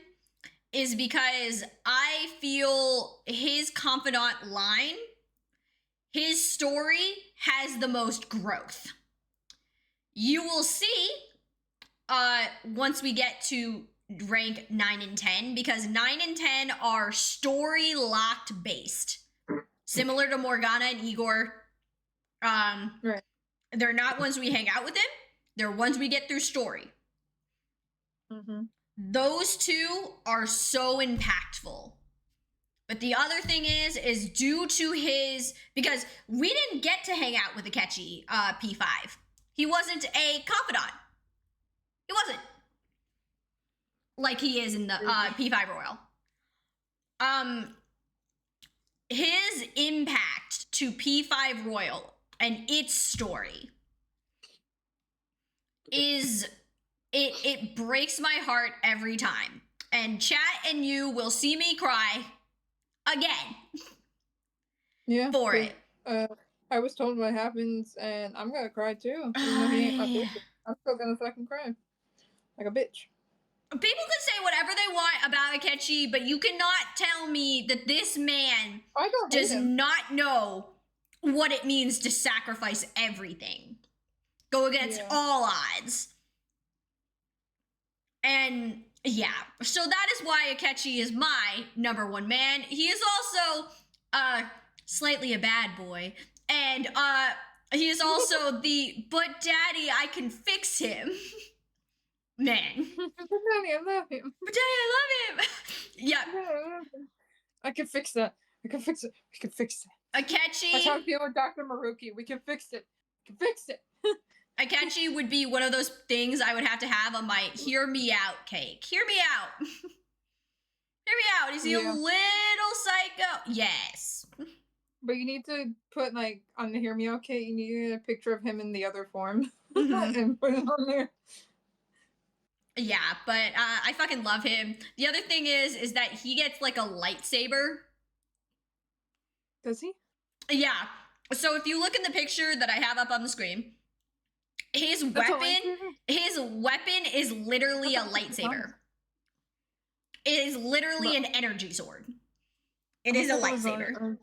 I thought that was a katana. That's even better. Yeah, no. I fucking love Akechi. Um the artist who did all of these cute chibis, by the way, is linked in my bio, guys. She does amazing work. She does a lot of the art that's all on my stream. We love it. I had a lot of Persona Awesome. like chibis done.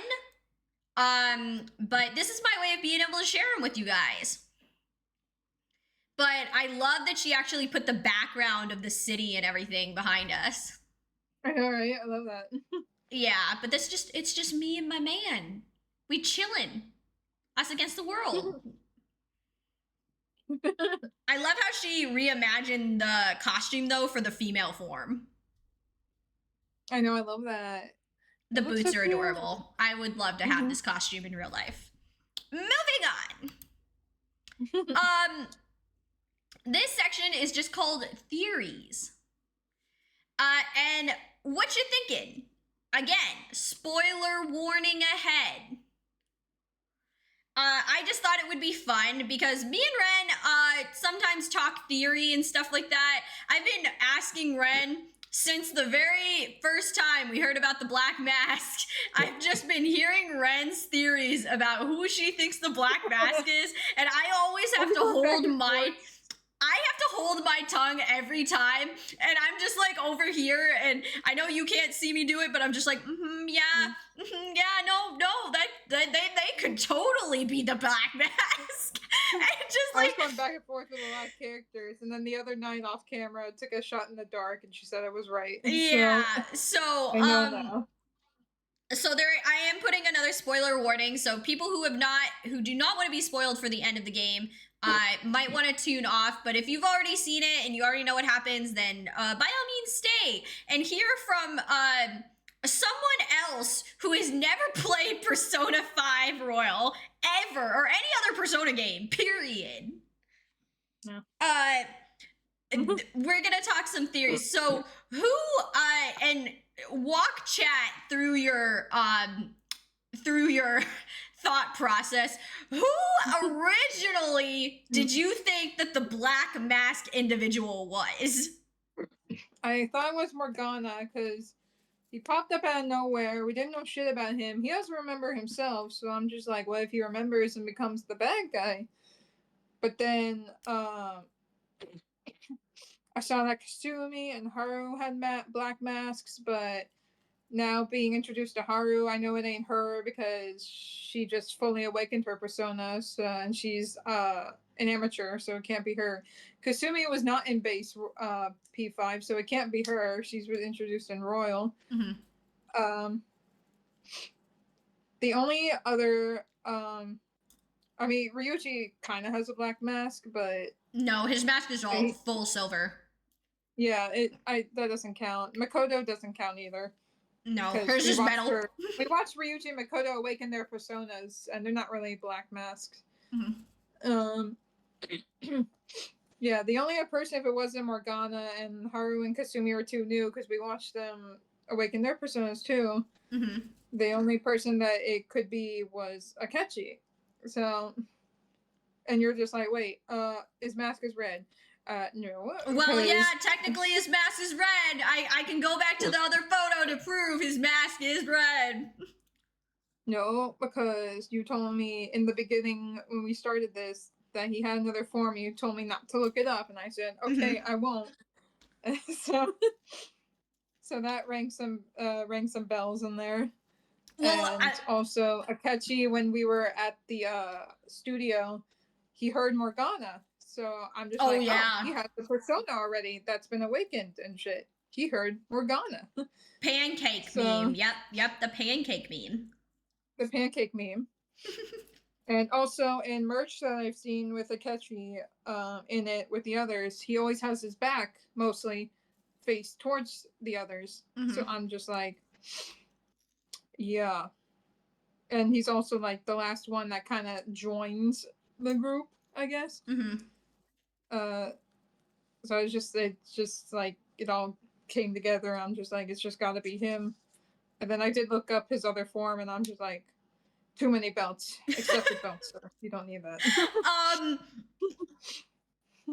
when I played, so when I originally played P5, before I had ever learned about the ending of the game, I was I always thought that the person who had the black mask was also the person who was causing the mental shutdowns.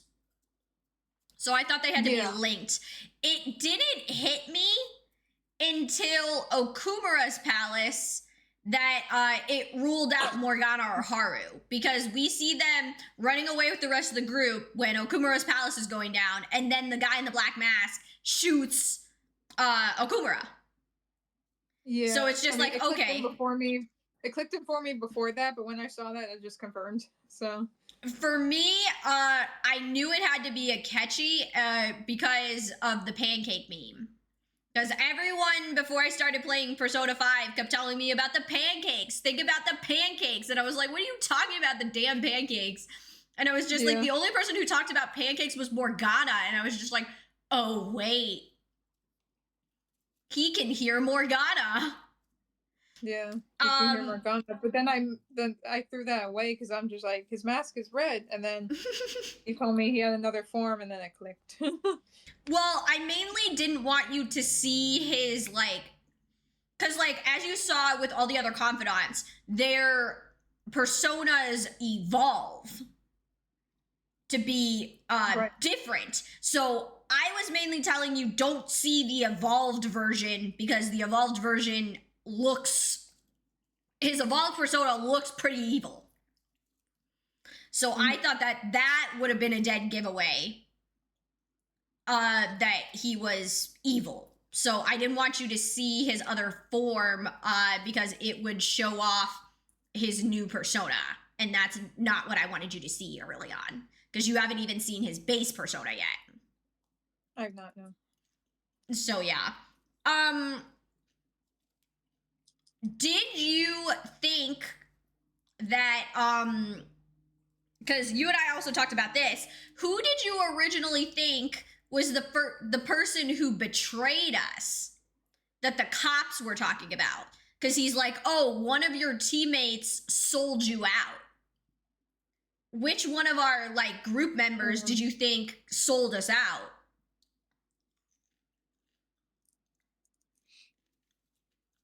Well, it can't be Morgana because only people with personas can hear him. Mm-hmm. My brain thought it was either Ryuji, but by accident because he can't keep his damn mouth shut. Yeah, because we've been caught multiple times because of Ryuji. Yep. Yeah, Ryuji because he can't keep his mouth shut. And the other one I thought was Akechi. Mm-hmm. So. Okay. Because he Black Mask. So. Who ultimately did you think the big bad in the game is? Like, our end goal, like, this is the worst person, this is our final boss. I thought it was Shido, but you told me apparently we fucking fight God, so maybe it's God. that's Persona for you. Most Persona games, what do we have to do? We have to fight a god. Fight God, apparently. Jesus. Right. Yeah, most Persona games, we fight God. Shido. I thought it was Shido, Cheeto, Mr. Pitbull Worldwide. Mr. Pitbull Worldwide, though, is technically our big boss. Yeah. He is, like, the last fully like fleshed out palace in base It was game. either that or Igor. I don't know why, but my brain thought you had to fight Igor. I feel like he's like crazy fucking powerful. Because he was in the other Persona games, right? Yeah, because the Velvet Room is in every Persona game. Yeah, I feel like I thought we would fight him at some point and he'd be like crazy fucking powerful or some shit. I don't know. I mean, eventually we can fight the twins. Like, That's funny. yeah, we can fight the twins for experience, which is great. Can you fight Igor though? Uh, Or he just there? he's just there. He's just there. Oh, that's kind of disappointing. I wanted to fight him. Do you think, because of the dreams that Morgana is having, because those are what I thought, why I thought originally Morgana could be the Black Mask, is because of those weird dreams he's been having where he spawns as like a shadow being. Do you think Morgana is. Do you think he could potentially be evil? Or could be just a shadow? Like, do you think he's actually human? I thought he could be human and got turned into a cat, but now I'm thinking he was born as a shadow. And I feel like Igor did that. I think Igor made him. Because who else? and Igor's like the only one that knows like truly about us. Okay. So I feel like he sent Morgana as like a guide, sort of. Like an SOS. For rehabilitation, yeah. Mm-hmm. So I think he created, I don't know why he created Morgana with, well, I guess he created Morgana with no memories because Morgana never had any memories other than when we first like met him. Like he has no memories because he was created. And like Igor created him and he just doesn't, he got no memories because he born a shadow. He has to awaken because like you know how we get those personas, like we talk to them and they awaken, be like, oh, I remember, my name is blah blah blah blah. You know, blah blah blah. Yeah. So Morgana needs that, like, needs that. He needs to have that aha moment of like, oh, this is my actual name. He needs that aha moment, yeah, of what his actual name is, which I could be Morgana, could not be. I have no freaking clue. I guess not. But and also, I don't know if anyone's in chat, but I looked up the bad ending with Maruki, and I accidentally saw Morgana as a human, and that freaked me the fuck out, and I never want to see it again. I don't want to see that again. And he had a different voice too, and I'm like, who the fuck is that? Honestly, seeing that character as a human versus Teddy Persona 4 as a human is uncanny. Yeah. If you want human, I don't think I want that. That's even scarier. Teddy as a human is the twinkiest man you will ever see. Think Alois Trancy if he was just think Alois Trancy if he was just gayer. How can he be even gayer? he can always be more gay. Oh my god. What, for real? Yeah, human Morgana looks like he's our younger brother to Joker. I shit you not. They have like almost the same fucking hair, just different eyes. Everything else is the same. Yeah, it's odd. It freaks me out. We see that for a little while. Not gonna lie, human Morgana there for a hot minute. It freaks me out. I'm just like, I hate that. But yeah, I think Morgana was created by Igor as like a guide for Joker for his rehabilitation, and that's why he has no memories and doesn't know anything and is having those dreams because he's remembering how he was created. Do you like that the game has like a true ending versus like other endings? Do you like games that usually have like multiple endings? Yeah, I think I like how like your decisions determine what ending you get. I think that's pretty cool. So, your choices have consequences, just like the real world. Yeah, basically your choices have consequences, like real life. So okay. Yeah, I like how there's bad endings and good endings, true endings. Do you think you would have supported the Phantom Thieves? Like, you know how we have like the little bar at the bottom that is on Mishima's fan site? Do you think you would have voted and have been in support of the Phantom Thieves? Or do you think you would have sided with Akechi early on and said, like, no, like, fuck the Phantom Thieves, like, what they're doing is criminal and they're not just, like, what they're doing is wrong? I feel like if I was in that world and didn't know anything about the Phantom Thieves other than the stuff I saw online, like the other people, I would be skeptic at first, and I probably wouldn't pick either side. Okay. Until like, what was it? They did the Kamoshida and the Madarame. I think after Madarame, I would be on their side and be like, okay, yeah. Yeah. These are good. These are good people, and this is legit. I actually, But I wouldn't side with either until that point.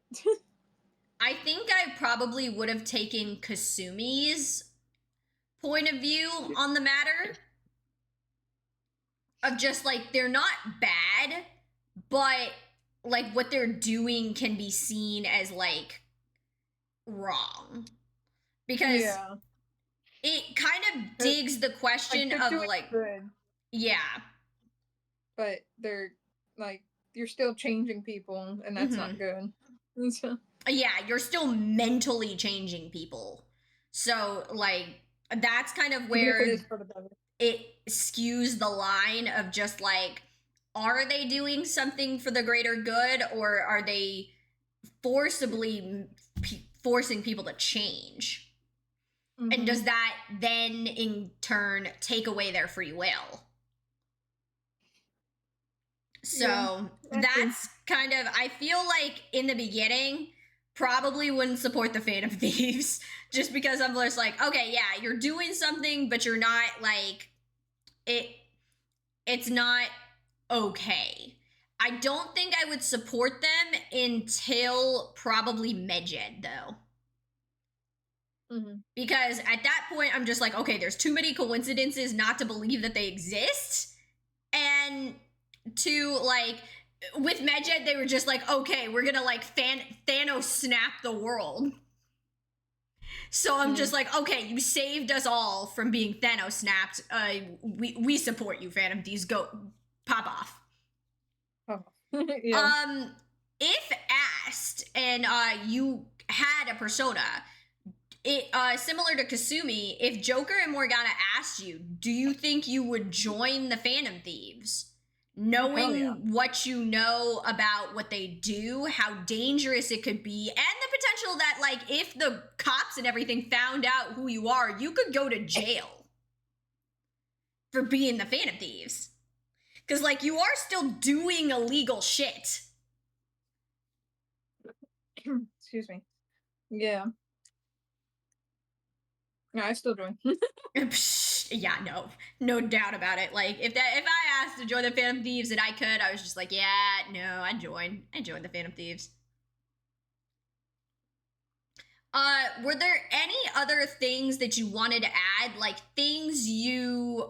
questions you have about the game, or just like things that might have gone unanswered that you might have that I can't possibly answer for you, depending on if it's a spoiler or not? Well, I've already established the other day I accidentally got spoiled about Kasumi, so if I wasn't, I would be asking questions on that, but I kind of know. How did we find out how? Because like, so in base P5, Kasumi and Maruki were not introduced until Royal. They were introduced as like a package deal. Do we find out how they meet? Like, do the parents just were just like, you need a therapist, and then boom, here's Maruki? Yes. So, Maruki was starting off as a therapist, Kasumi, after her sister's death, needed someone to talk to because she kind of fell into like a really hard depression about it.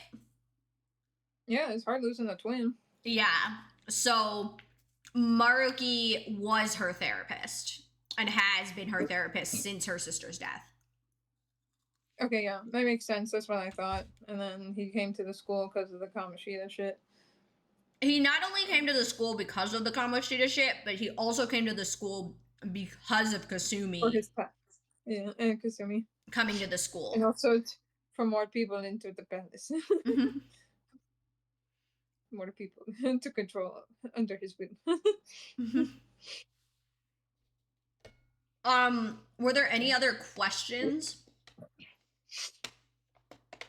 Because we've already talked a little bit off camera about each of the Phantom Thieves who have thus far seen Maruki, their wishes, or at least what they've talked to about with Maruki. Yeah. Do we I mean, I know that we know, but like, do we in game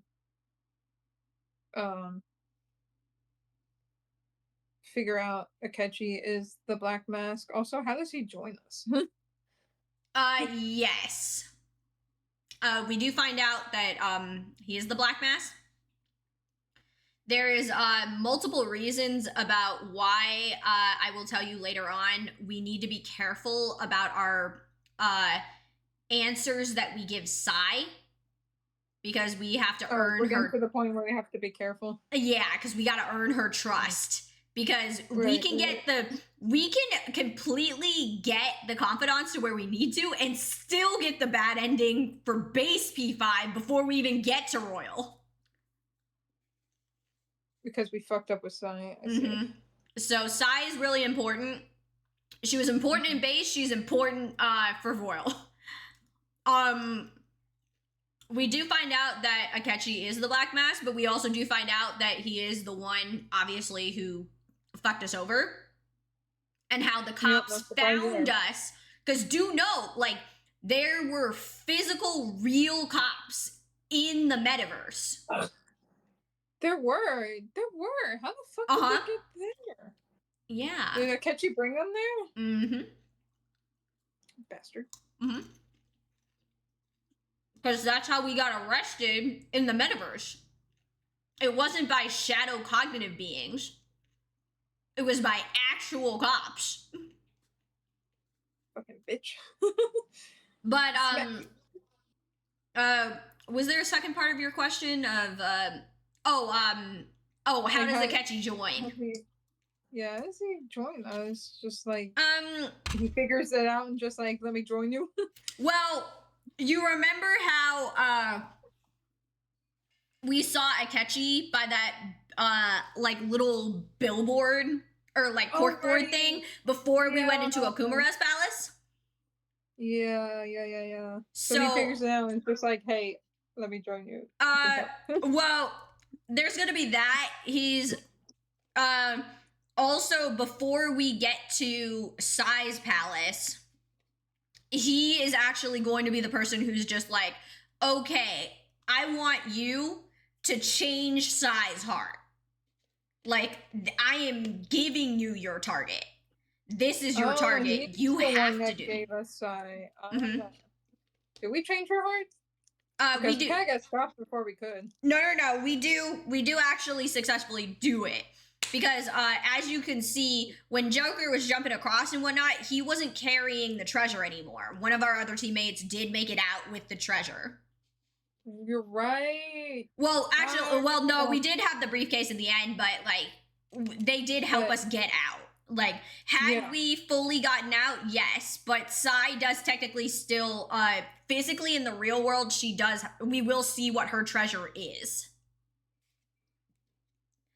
Which is why it's going to be important for us to finish Makoto's confidant line. Because something sentimental about Makoto. Like, it's not actually related to Makoto, it's related to their dad. Okay, I was gonna say either that or the dad. Yeah, but Yeah, so we will actually see Sai's thing. She does technically have a change of heart. It's just not as avant-garde as the other palace rulers that we've seen thus far. Yeah, because she's not really a bad person. She's just gotten crazy with her job. Yeah. It's just the stress of her job. Yeah. She's gone a little overboard and off the deep end with her job and it made her crazy. Do you have any other questions for me about the game thus far? Like things maybe you just didn't understand or I'm endings starting that to understand now. Okay. It's coming together. It's coming together. Oh yeah, it's all coming together.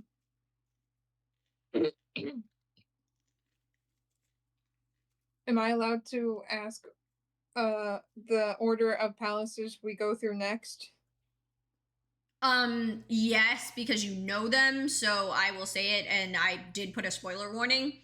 So, the lineup that we still have left is Sai, Shido, Mementos, Maruki. Okay. So we have 4 palaces left, technically. Okay. Yeah, because I remember you told me the end of Mementos has the Holy Grail. Mm-hmm. And it's the world's treasure. Yeah. The Holy Grail. It's the treasure of the people. Mm-hmm. I'm not looking to Shido's boss fight. Shido's boss fight is bullshit. Oh yeah. It's not timed, but his boss fight has as many stages to it as fucking Okumura's does. No. It's a pain in the ass. I know. At least it's not time. Jesus. But yeah, I don't think I have any more questions. Okay. Moving on. These next 2 slides are going to be Persona love interests that I introduced to you.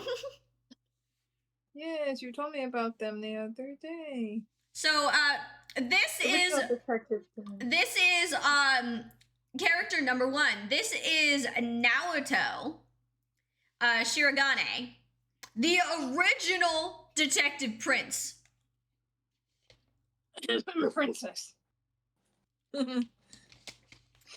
They are in Persona 4 and Persona 4 Golden. Mm-hmm.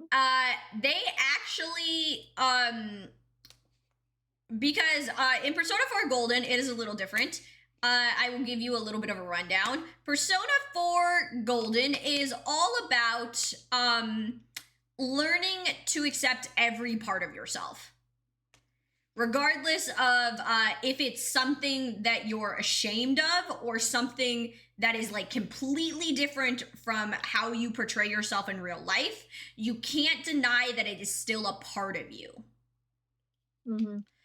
This is one of the dateable characters of Persona 4 Golden, and yeah, love Naoto. Naoto is amazing, and I have so many facts about Naoto. But this is what Naoto's basic outfit is in their day-to-day life. Love that. Yeah. One of the cute things about Naoto is if you spend New Year's with Naoto, she gives you these watches that are like synchronized together. So they go off on New Year's together. It's really adorable. Aww. And I fucking yeah. But also too, like their style is really, really cute. Like their detective prince outfit, so nice. And they have a cool gun, and their persona's pretty dope. This is another like late game character though, which it kind of makes me mad because we don't get to Naoto until like later in the game, and it makes me sad because I love Naoto. The next character I'm going to introduce is from Persona 3. which I used to play on the PS2, so that tells you how old this game is. I've seen this character because Mari has a friend who cosplays him. Yeah, this is Persona 3 is her favorite. this is Akihiko Senpai. Akihiko Senpai is the boxing team captain. He's also part of C's. So he's part of our Persona group. He is our he's a year older than us, so he's kind of like how Makoto is to Joker. Oh, okay. I love his style. He's super duper cool. Love that his whole thing is that he will punch the shit out of any persona. Fist of Justice. Fist of Justice, male version. Fist of Justice. Maybe that's why I liked Makoto, because it was just like, Makoto reminds me of Akihiko Senpai. In base Persona 3, his English voice actor is Gaara from Naruto. That's hilarious. You haven't seen Full Metal. Shit. Nope. Yeah, because I was gonna say Edward Elric is our Ryuji in Persona 3. Because Junpei is voiced by the same voice actor as Edward Elric. And anytime I hear them say anything, I'm just like, yes. I know who you are. Edward Elric is Vic Mignogna, right? The voice actor's name? Yes, I think Isn't so. that Vic Mignogna? Mm-hmm. Yeah, that's Tamaki from Orange High School Host Club. Yup. But this is who I'm also offering, because this is my man for Persona 3. As Naoto is my man, put that in quotation marks, for Persona 4. Because it's either that or kanji. Even though he crochets, love them. I was gonna say Kanji's the bad boy looking one, right? The thing about kanji is that literally his weapon is just a whole desk. Like, just the whole desk chair. Like, he can just smash you with a desk. Like, we just get him different tables to smash shadows with. It's hilarious. You know what? I'm here for it, and he's gonna be my favorite. Yeah. Okay, next part, which I think you'll have a lot of fun time, is talking about the music of Persona. What is your favorite track? My favorite song out of all the Persona songs is Beneath the Mask. We hear it so much. I love singing it every time I hear it. I like Beneath the Mask specifically when it rains. Mm-hmm. Yeah, But I like that song and Last Surprise, because that is my ringtone if you call me.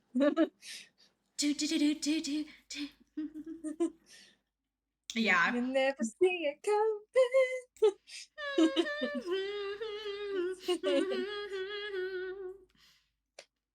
Yeah, the boss music is dope. It's interesting because with the DLC in Mementos, depending on what uniforms I have them on, so with the Shadow Ops, different music plays for the mini boss battles against the shadows. Oh yeah. Yeah. The music changes. Oh, I didn't know that. It's different. If I had them in their regular Persona 5, it would play the Persona 5 battle music, but it plays Shadow Ops music from Persona 3. Whenever we are in those outfits. I never noticed because they're always in the outfits. I just prefer the Shadow Ops. Yeah, no, the Shadow Ops look cool. Yeah. What's your favorite song? I love the music. Beneath the Mask is great. It's what I use to study. I have like an 8-hour YouTube Beneath the Mask like video that I use to play instead of like lo-fi. Mm. That is my lo-fi music. Okay, so this one is we don't have to use pen and paper. I'll just ask and we can kind of discuss. But this is going to be our awards that we give out thus far for things. Mm-hmm. Or actually, I guess we could write these down. Yeah, okay. We'll write these down. I'll give us some time because you can see the list. So I have some categories here on I have some categories here. And me and Ren are going to write down characters that we think deserve these awards. So I will give you some time.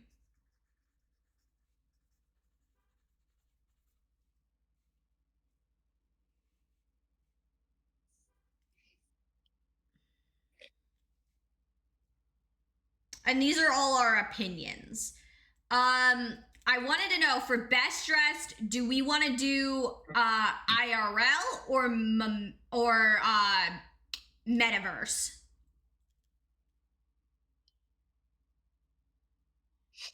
Why don't we do one for each? Okay.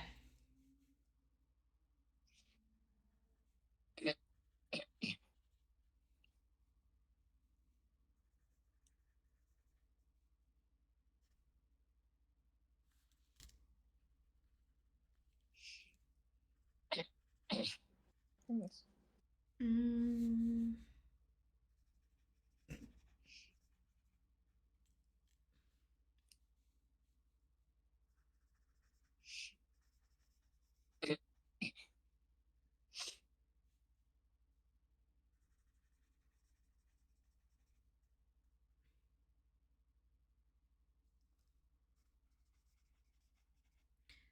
For the second category, please pick a man and a woman.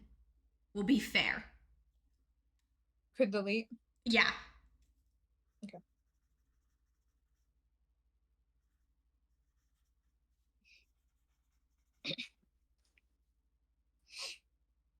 I'm trying to think in my head on the character. Oh.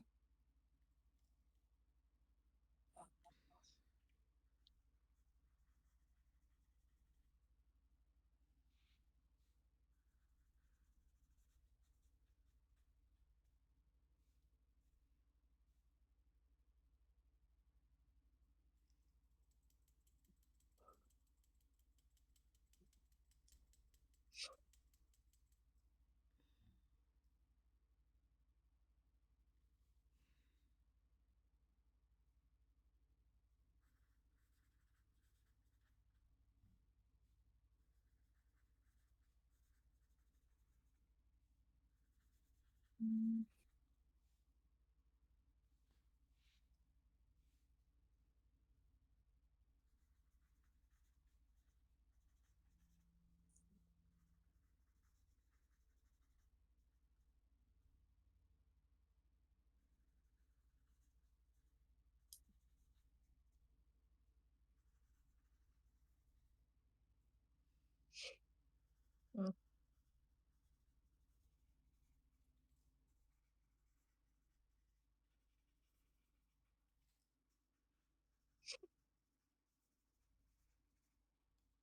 For most hated palace ruler, just do it of the palaces that we've already been to.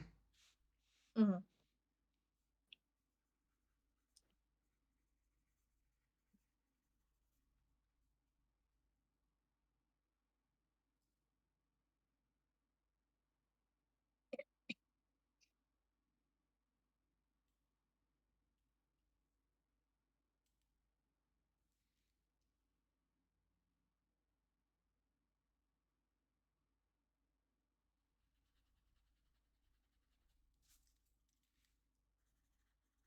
For sweetest bean, I wrote down 3 because I can't decide.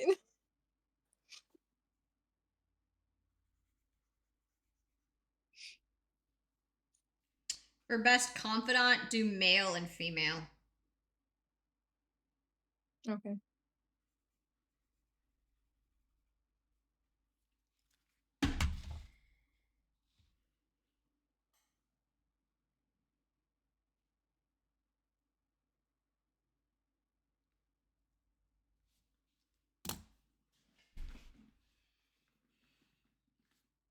I have my list done. While Ren is still writing her lists, I will list off some random Persona facts that I have learned. One of the Persona facts that I learned is that Oya, being the devil confidant, I always find it interesting that we go to a bar called Crossroads to do our confidant rank ups with. Nothing like meeting the devil at the crossroads. I really like the. I don't know. I really like talking the little blurbs that happen when we're in the subway or on the animated backgrounds in between scenes. My favorite reoccurring thing that happens is Ryuji shouting that we're the Phantom Thieves in the most horrible places, or the fact that Yusuke can't control his money. My weirdo. I appreciate our hideout being in the most obvious fucking places. Like, why the hell would you have your hideout in the middle of Shibuya Crossing? Like, literally. Busy place. Why?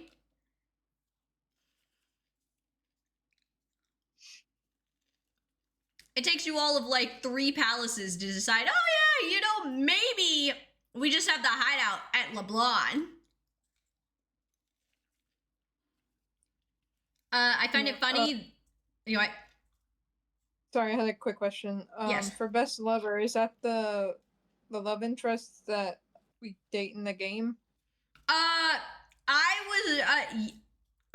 would say guy or girl, whoever you think would be the best person to date in the game. Oh, if you said guy or girl, you know I'm gonna write. I don't care. I think you're gonna be surprised who I wrote for that one.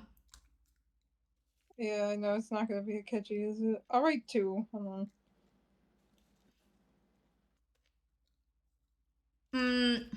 Yeah. Okay. Okay, I'm on the last one. Other things that I find interesting. I kind of find it interesting that it takes all the way to confidant rank 10 for every confidant to realize, like, oh my god, you're a phantom thief.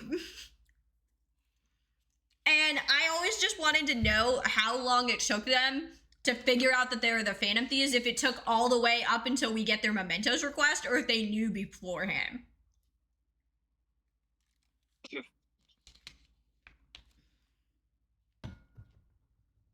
I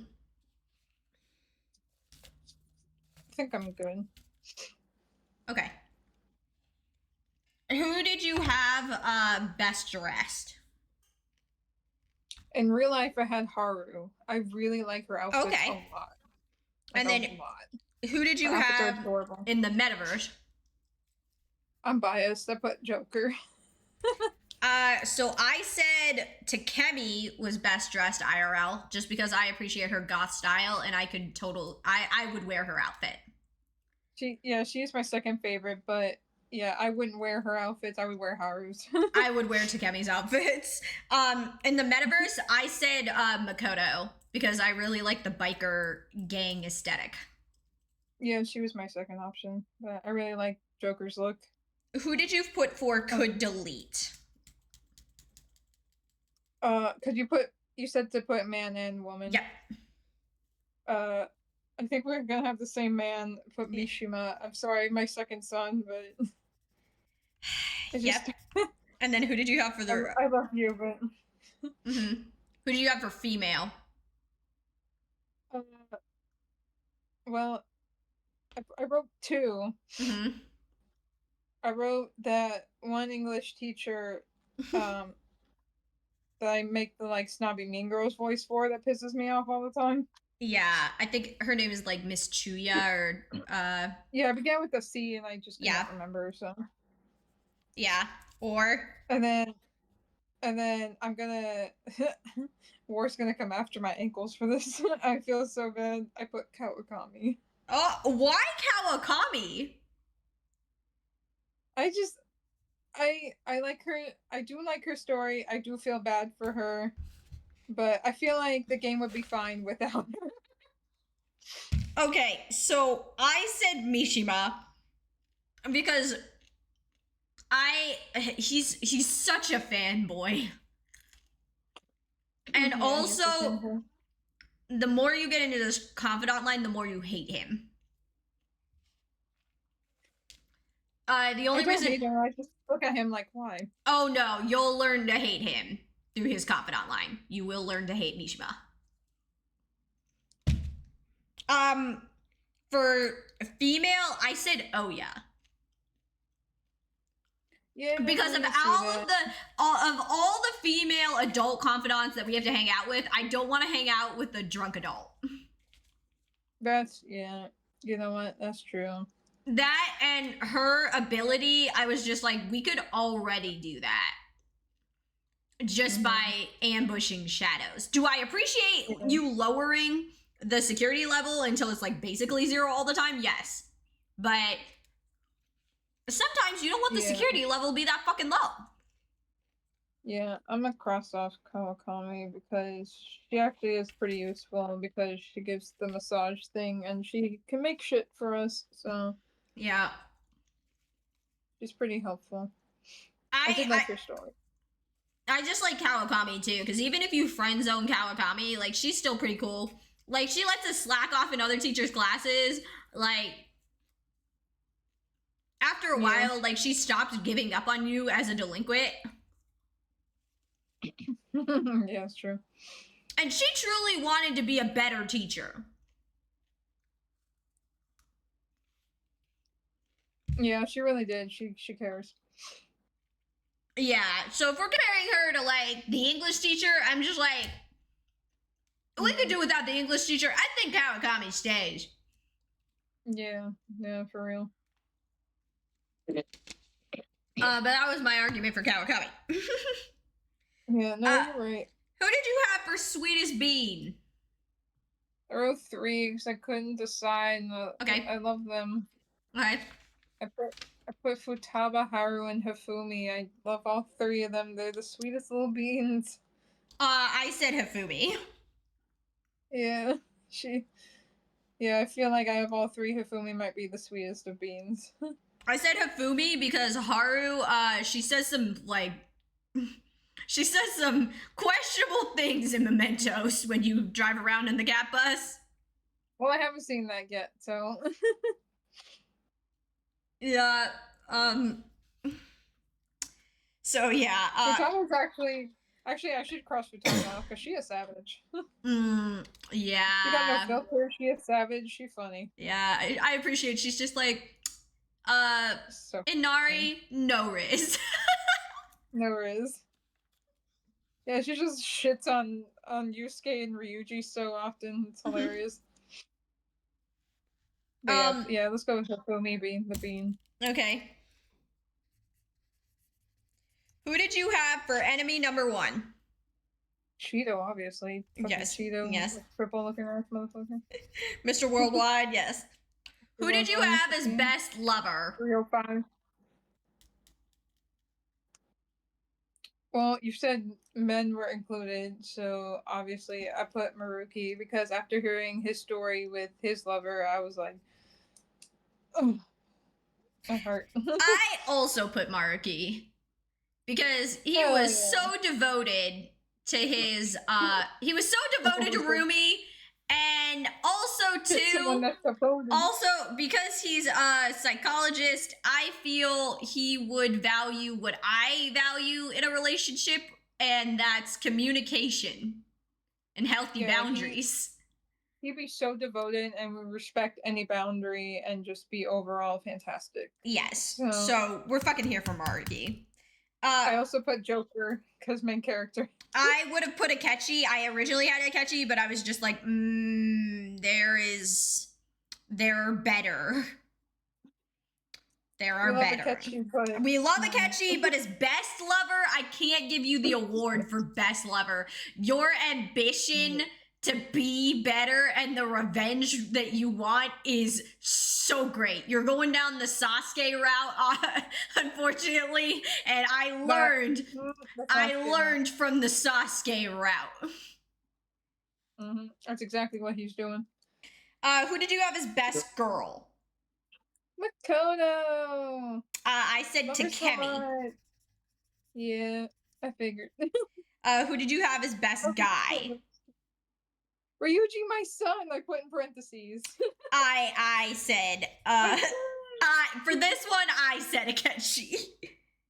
I figured. Yeah. Who did you have for most hated palace ruler? Kamoshida. Yep. Nope. I put Kamoshida. Who did you put for best confidant, guy and girl? So I picked this based on the stories that I know so far. I really like Yusuke's story, and I really like Futaba's story. So I don't know why, but they stuck out to me a lot. So I really like Yusuke and Futaba. For now, I might change my mind later on. Based off the fact that I know all the storylines, I picked off storyline and then also personal opinion, and perk. So I put Akechi, just because I appreciate his storyline a whole lot, and then Hifumi for the girl. Fair. Just because I connect with her story a whole lot. But yeah, so that was that. And I hope you like my cute art of me dressed up as Ryuji. I just love this art so much. It's freaking cute. Yeah, the chibis for this were so adorable. I just want to put you in my pocket. But with that, guys, that is going to be it for me and Ren's special stream. That's what I had. Was there anything else you wanted to talk about, discussion-wise, about the game or the confidants or anything like that we haven't already touched on? I think we're good. I think, we'll leave everything else as a surprise. But yeah. I think what I want to know for now is we're good. Yeah. One thing I think that we didn't really touch on too much when we talked about the confidants, because we mainly talked about the confidants that we really, really like. But the one thing I will say is that I like that in every confidant, there is between all the confidants, there is a difference, especially in the confidants that are your team members, that are part of the Phantom Thieves. I feel that there is some of them, you see that confidant grow as a person in their storyline.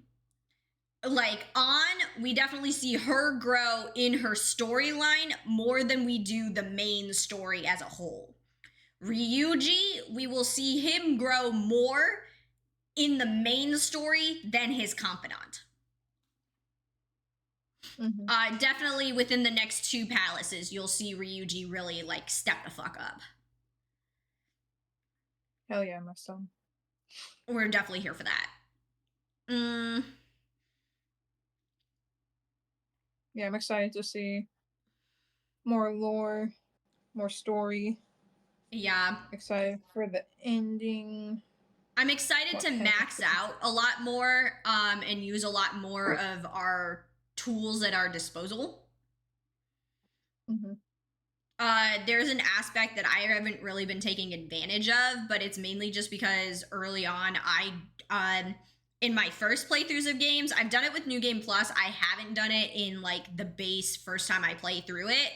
Is the lockdown mechanism. Where we can get the twins to basically put a persona in prison. And if we burn incense, specific incense will increase specific stats for a persona. Oh, that's cool. Yeah, we can get a persona that'll basically like repel everything. Jeez.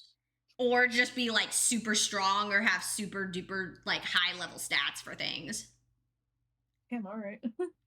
Oh yeah, I have a persona that you can't fuse. There is one persona you cannot fuse the first time through. You can fuse it on your second playthrough. You can't do it on your first. Fair enough. That persona, it's already strong against like everything. But the thing that I've done is I've put it in lockdown so many freaking times that almost all the stats are at 99. Like, most of the stats are at 99, and I know it will fully repel four of the like damage types, because it repels physical, gun, curse, and I think electricity is what I have it on right now. I'm trying to train it to repel fire currently, because it's still currently in lockdown. Well, you can lock it down for like a good amount of time, and the twins will text you before like the persona like will just disappear because it can't take the lockdown much longer. Because you actually have to come in back and claim it, and you can't. It takes up a slot too, because it still counts as a persona that you own and have the mask for. So you gotta play it by ear. But I'm excited for you to see the perks of the new confidants that we had, because I think currently the only other... Oh, actually, no. I guess I was wrong during our milestone. We're still one confidant away. We've met her, but we haven't started Haru's confidant. Haru will be our last confidant. Yeah, we haven't started yet. Yeah, well, so technically we have access to all the confidants, but we have not started Haru's. We will start Haru's soon, though, which I'm excited for, because Haru is actually a really sweet confidant storyline to go through. I'm excited for this one. Yeah, I love the perk from Haru's confidant because it allows us to plant plants on the roof. And the plants give us SP or health. Oh, hell yeah. Okay. Depending on what we plant. But we have to write down the dates of when we're supposed to go pick up the plants. So that's something that we have to remember about. But with that, guys, thank you so much for joining me and Ren. Thank you guys for supporting us through 4 months of this new series. Honestly, I have to say a huge thank you so much, Ren, for agreeing to do this series with me, because honestly I thought that I was really nervous to bring this up, because I've never done a series like this where I introduce a game to someone, especially a game that I'm super duper passionate about. So I was honestly worried that you were gonna hate the game and you're just like, no, it's too long, I don't like these confidants, I don't like this. Like, I was really worried you weren't gonna get as into it as I was, and then it was just gonna be boring for you, so the series wouldn't be as like popular as it has been. Yeah. Oh no, this ain't boring. It's just fucking long. Like, it still baffles me to this day that one of our videos had almost 250 views on it. Yeah, that's crazy. Because for the people on Twitch who don't know, I actually do stream this in a different language on Bilibili, which is basically like the Asia version of Twitch. And with that, I actually have to edit and fully caption in Chinese all of our videos, which I spend a good couple of hours doing because I have to render all that footage out, and then I also have to add captions and subtitles too, manually. Yeah. But it has been such a huge journey, especially not only for me as like a Twitch content creator, because I still remember having less than like 100 followers. So having almost 200 followers here on Twitch is insane for me. And now actually being able to use my YouTube channel to have the art that we do for the channel, and just being able to grow the community for us to have like people in chat who actually like know about the game, who actually like are into Persona, is also super huge for us. But I'm also just so thankful for Ren for coming and joining me for stream. I know some of our streams are really, really long. And by the end of it, both of us are just like so freaking tired and whatnot. And it's also a huge like chunk of your time too that you take out to do these streams with me. Oh, Tatsuya! Hi, Okay, totally. hi, hi. But also too, as I've said like off camera too, like it warms my heart so much to see how much you've grown like as my co-host here on the stream, because like when we started filming this, I didn't have you even on video. So we had to learn how to do that and adapt to that, of having you here as a guest, like fully being able to be on video and whatnot. And being able to live stream all these videos with you, it has been such a journey, and it's such an honor to be able to have you here with me for stream, and it makes my heart feel so full to be able to do this with you. So thank you. But no, the honor should be mine, because I'm honored to be here with you, because I don't have any of, you know me, I don't have a fucking computer. I don't have any of this stuff, so I probably wouldn't be experiencing any of this Persona journey with you if I never met you. So I'm glad you dragged me here, and it was just like, hey, do you want to try Persona? And I'm like, what's Persona? I've heard of it. And you're like, let me show you. It all started one night when Venus decided to ask Ren, hey, would you consider doing a stream with me on Twitch? Would you consider doing a JRPG? I know it's long what I was getting into, but I really am enjoying this, and I love being here with you. I love this community that we've built together. And I'm happy and proud of you for all your views, all your followers. I'm happy you like me being here. Always. And experiencing a newbie like me discovering all this stuff, because like for the first time, because you've played this 40 plus times, so like to see a fresh face play this game, you're probably just like, yes. Yeah, for me, like being a veteran to the game, it has opened my eyes to a lot of the stuff, because like it's almost nostalgic for me, because it's just like, oh my god, like I remember experiencing, like seeing this palace for the first time. It's why I usually will hype up palaces, and I'm just like, I'm excited for you to see this palace, or like I'm so excited to get to this point, because like, yeah, every time we're done streaming, you're just like, oh my god, I'm so excited for you to see this and this next time. Yeah, well, because I know what happens next. So like for me, I'm just like, there are certain parts of the game that we haven't gotten to yet, or like we will eventually get to, where I'm just like, oh my god, like I know you, like you're gonna lose your mind once this happens. Especially like the one part of, oh yeah, you know, Futaba Medjed.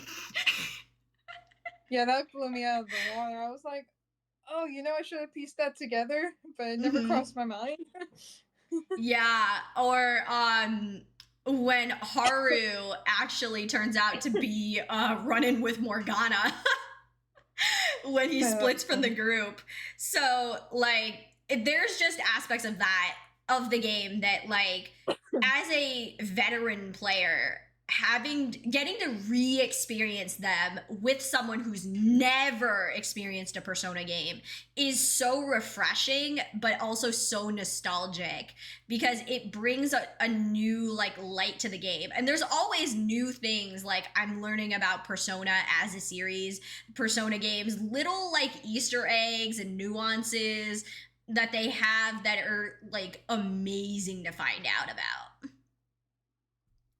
So Like, it's great. I'm really excited for us to get more into the royal content because we are so close. Like we are only like 2 months out in game of getting to royal content. oh boy. So that is gonna be really interesting for all of us to get into because there are only technically let's see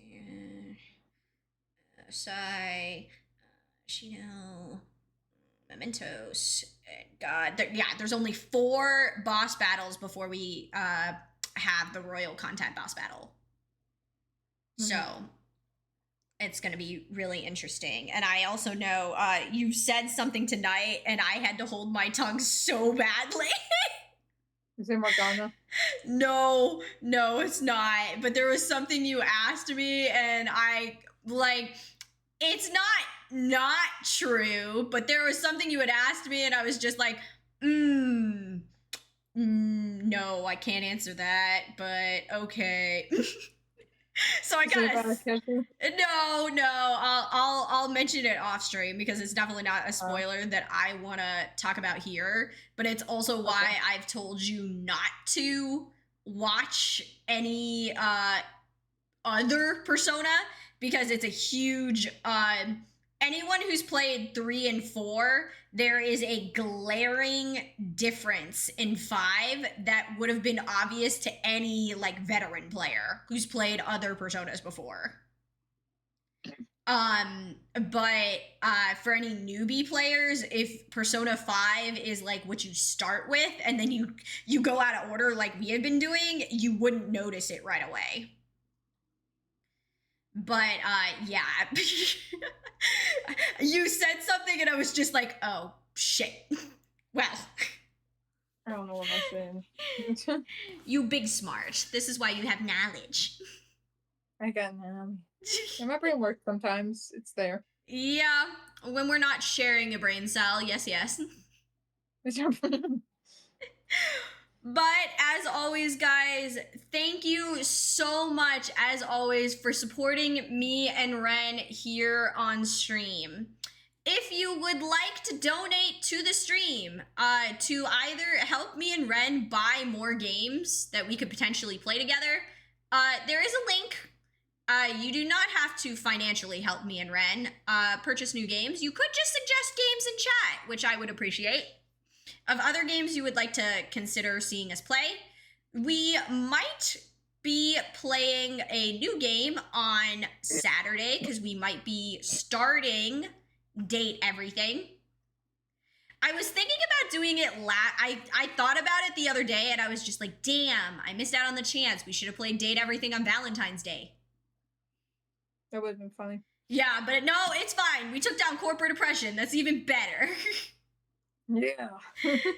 That's even better. I mean, we did romance Hifumi, so I will take that win. That's true. I will take that win. But please, if you guys are loving the stream, please help me and Ren get the word out. Share the stream with other people.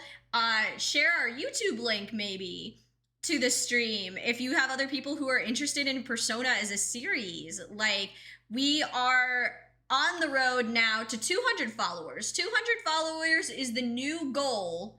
If you want to see me and Ren do another special stream like this, where it's a little bit more down to earth podcasty. We are considering playing other games. I've got Disney Dreamlight loaded up and ready to go. I have Date Everything locked and loaded. So those are a couple games we are considering playing. I know some people said that they want to see us possibly play Oxygen Not Included. Oh, yeah. Where we build a little space base together. Or Don't Starve. Mm-hmm. Which they would like to see how long we survive. Not very. So those are things that we're considering doing. Date Everything is a good one. Oh yeah. More cozy, chaotic games. Yeah, there's a lot of like cozy, chaotic games for us to play. Date Everything is going to be interesting, Delightful. Delightful and I have talked a lot about Date Everything because me and Delightful share the same favorite characters of Date Everything. Okay, Delightful, I'm gonna be so happy to re-experience the Eddie and Volt storyline. Chef's kiss. I'm so down for that. Either that or Trap Dorian. Trap Dorian is also gonna be fun. No fucking way his name is Trap Dorian. Well, no, Dorian, he's a door. There's like 12 doors in the house.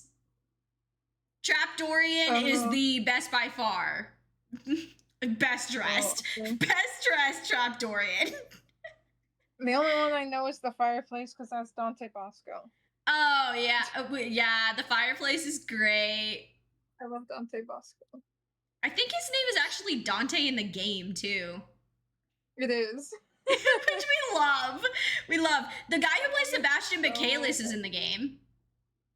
J. Michael Tatum's in there? Oh, yeah. He plays the food in our fridge.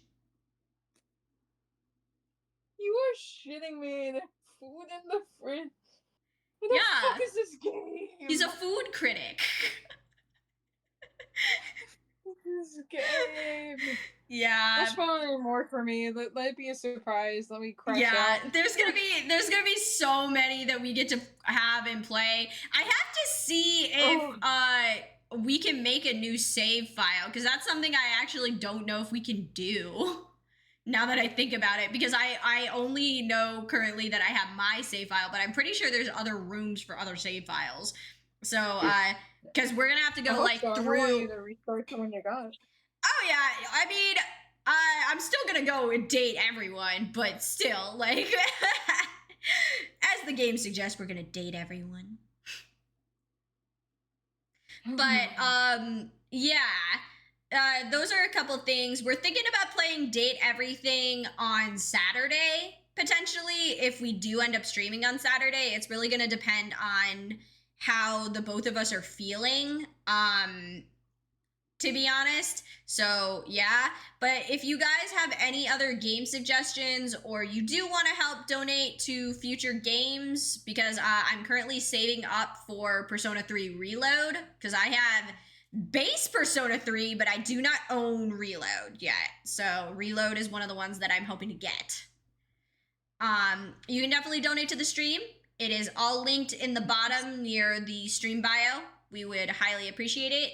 And also, yeah, thank you guys so much for helping get me and Ren to 175 followers. We love you guys so, so much. This community has been growing, and there's a lot of stuff that I'm hoping to expand on as well. The other, I guess, special announcement is that I am considering making a Discord for... Oh, really? Well, yeah, I'm considering making a public Discord for the stream. And the reason is that not everyone follows me on Instagram or TikTok. So, and because we have a differing stream, it's hard to keep a constant stream like schedule up here on Twitch, because Twitch is more rigid, where it'll give you the same schedule every week. And that doesn't always work for us. So, yeah. what I was planning on doing is on Discord, you can make events and then it tells you what time those events are supposed to be taking place. So when we decide at the beginning of the week or on Saturday, like, hey, these are the days we're planning on possibly streaming, I can set them up in Discord so people know, like, hey, this is the time we're planning on streaming. These are like blah, blah, blah, blah, blah. And I can put all the announcements there and stuff like that. I already have art and animations for scheduling stuff. I would just have to put in the text for the days and then what we were planning on playing. Oh, damn, all right. But also too, I know it's easier too for content creators to have a Discord area, because then, like, if people want to make us cool fan art or which would be so cute. if people want to make fan art for us, that would be really fun. It's also a place too that we can like build the community as a whole. So like there'll be, as the channel grows and whatnot, there'll be other places for people to like leave us game suggestions, or it'll be places where I can post like, hey, the new YouTube video just dropped, or here's these clips, here's other things. It's a little bit of marketing and PR, but it's also just a place for like people to have access to other things for the channel, where I can post art and stuff like that and not be blocked by like goals and stuff that I have to reach here on Twitch. Fair. Yeah. So but also too, it also helps expand the community too, because people will be able to find us easier too in other places, because I can link everything to Discord too.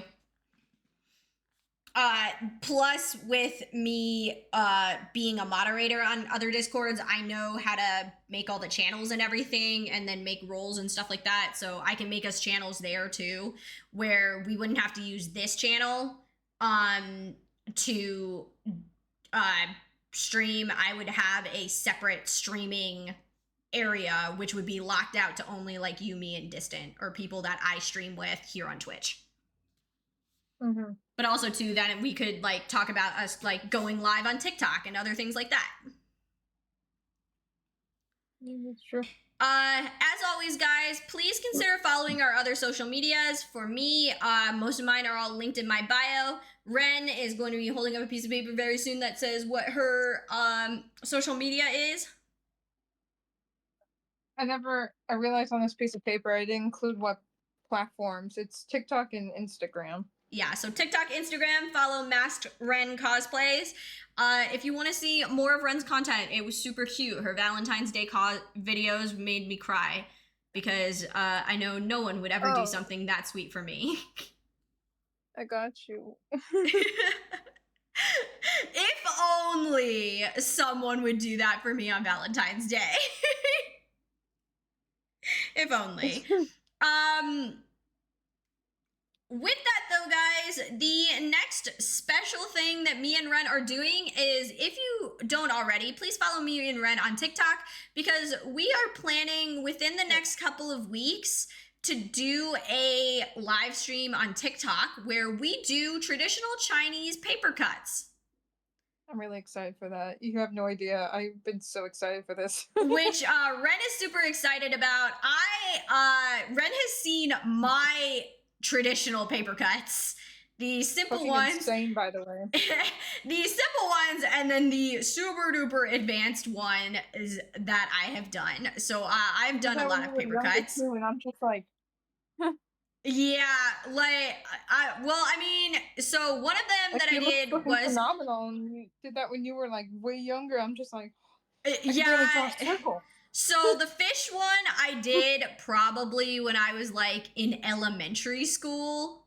Yeah, that's why I'm like, the pandas, any year of the horse ones. I'll have to check. I have them. I think mine have. Yeah, because we bought the same set, so I think there is some year of the horse in there. There's horse in there. Yeah, there is. But the panda one that you saw me do, that one I did when I was in middle school. So Yeah, that was I know. that was middle school, Rose. And it looks freaking, excuse me, phenomenal. I'm just like, oh damn, all right. I Yeah. suck. So we got some paper cutting sets online through Amazon. So we're gonna do those. They actually came with scissors, but both me and Ren own X-Acto knives as well to kind of clean up the lines. And I've never done paper cuts like this particularly. Usually I draw out the designs and then do the cuts myself, but I'm kind of excited about doing this because it's still done on traditional paper.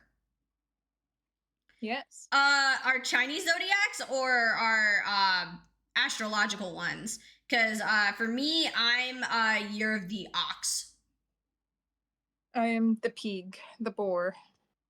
The pig. Peak. I like to say pig. The boar or the pig is really nice. Yeah. Yeah, it's part of the reason I have the dragon on my arm.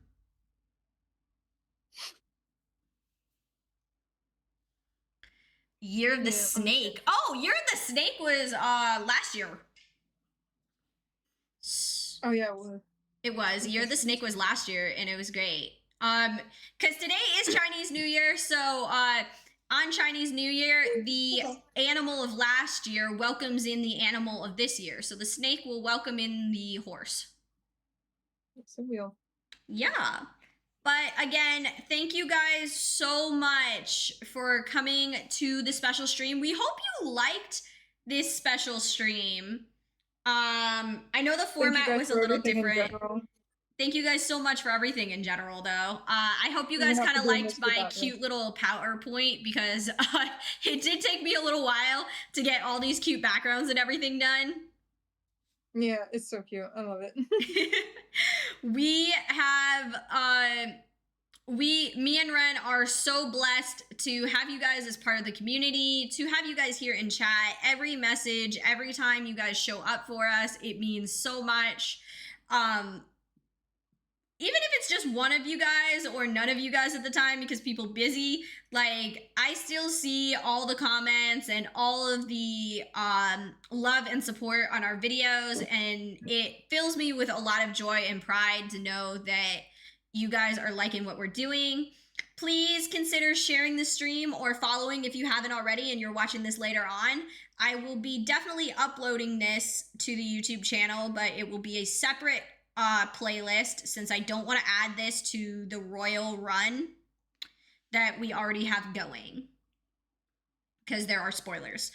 But thank you guys so much for joining us, and we will see you tomorrow where potentially depending on what me and Ron are feeling, we are either gonna start date everything or we're gonna go back into Persona depending on how we're feeling.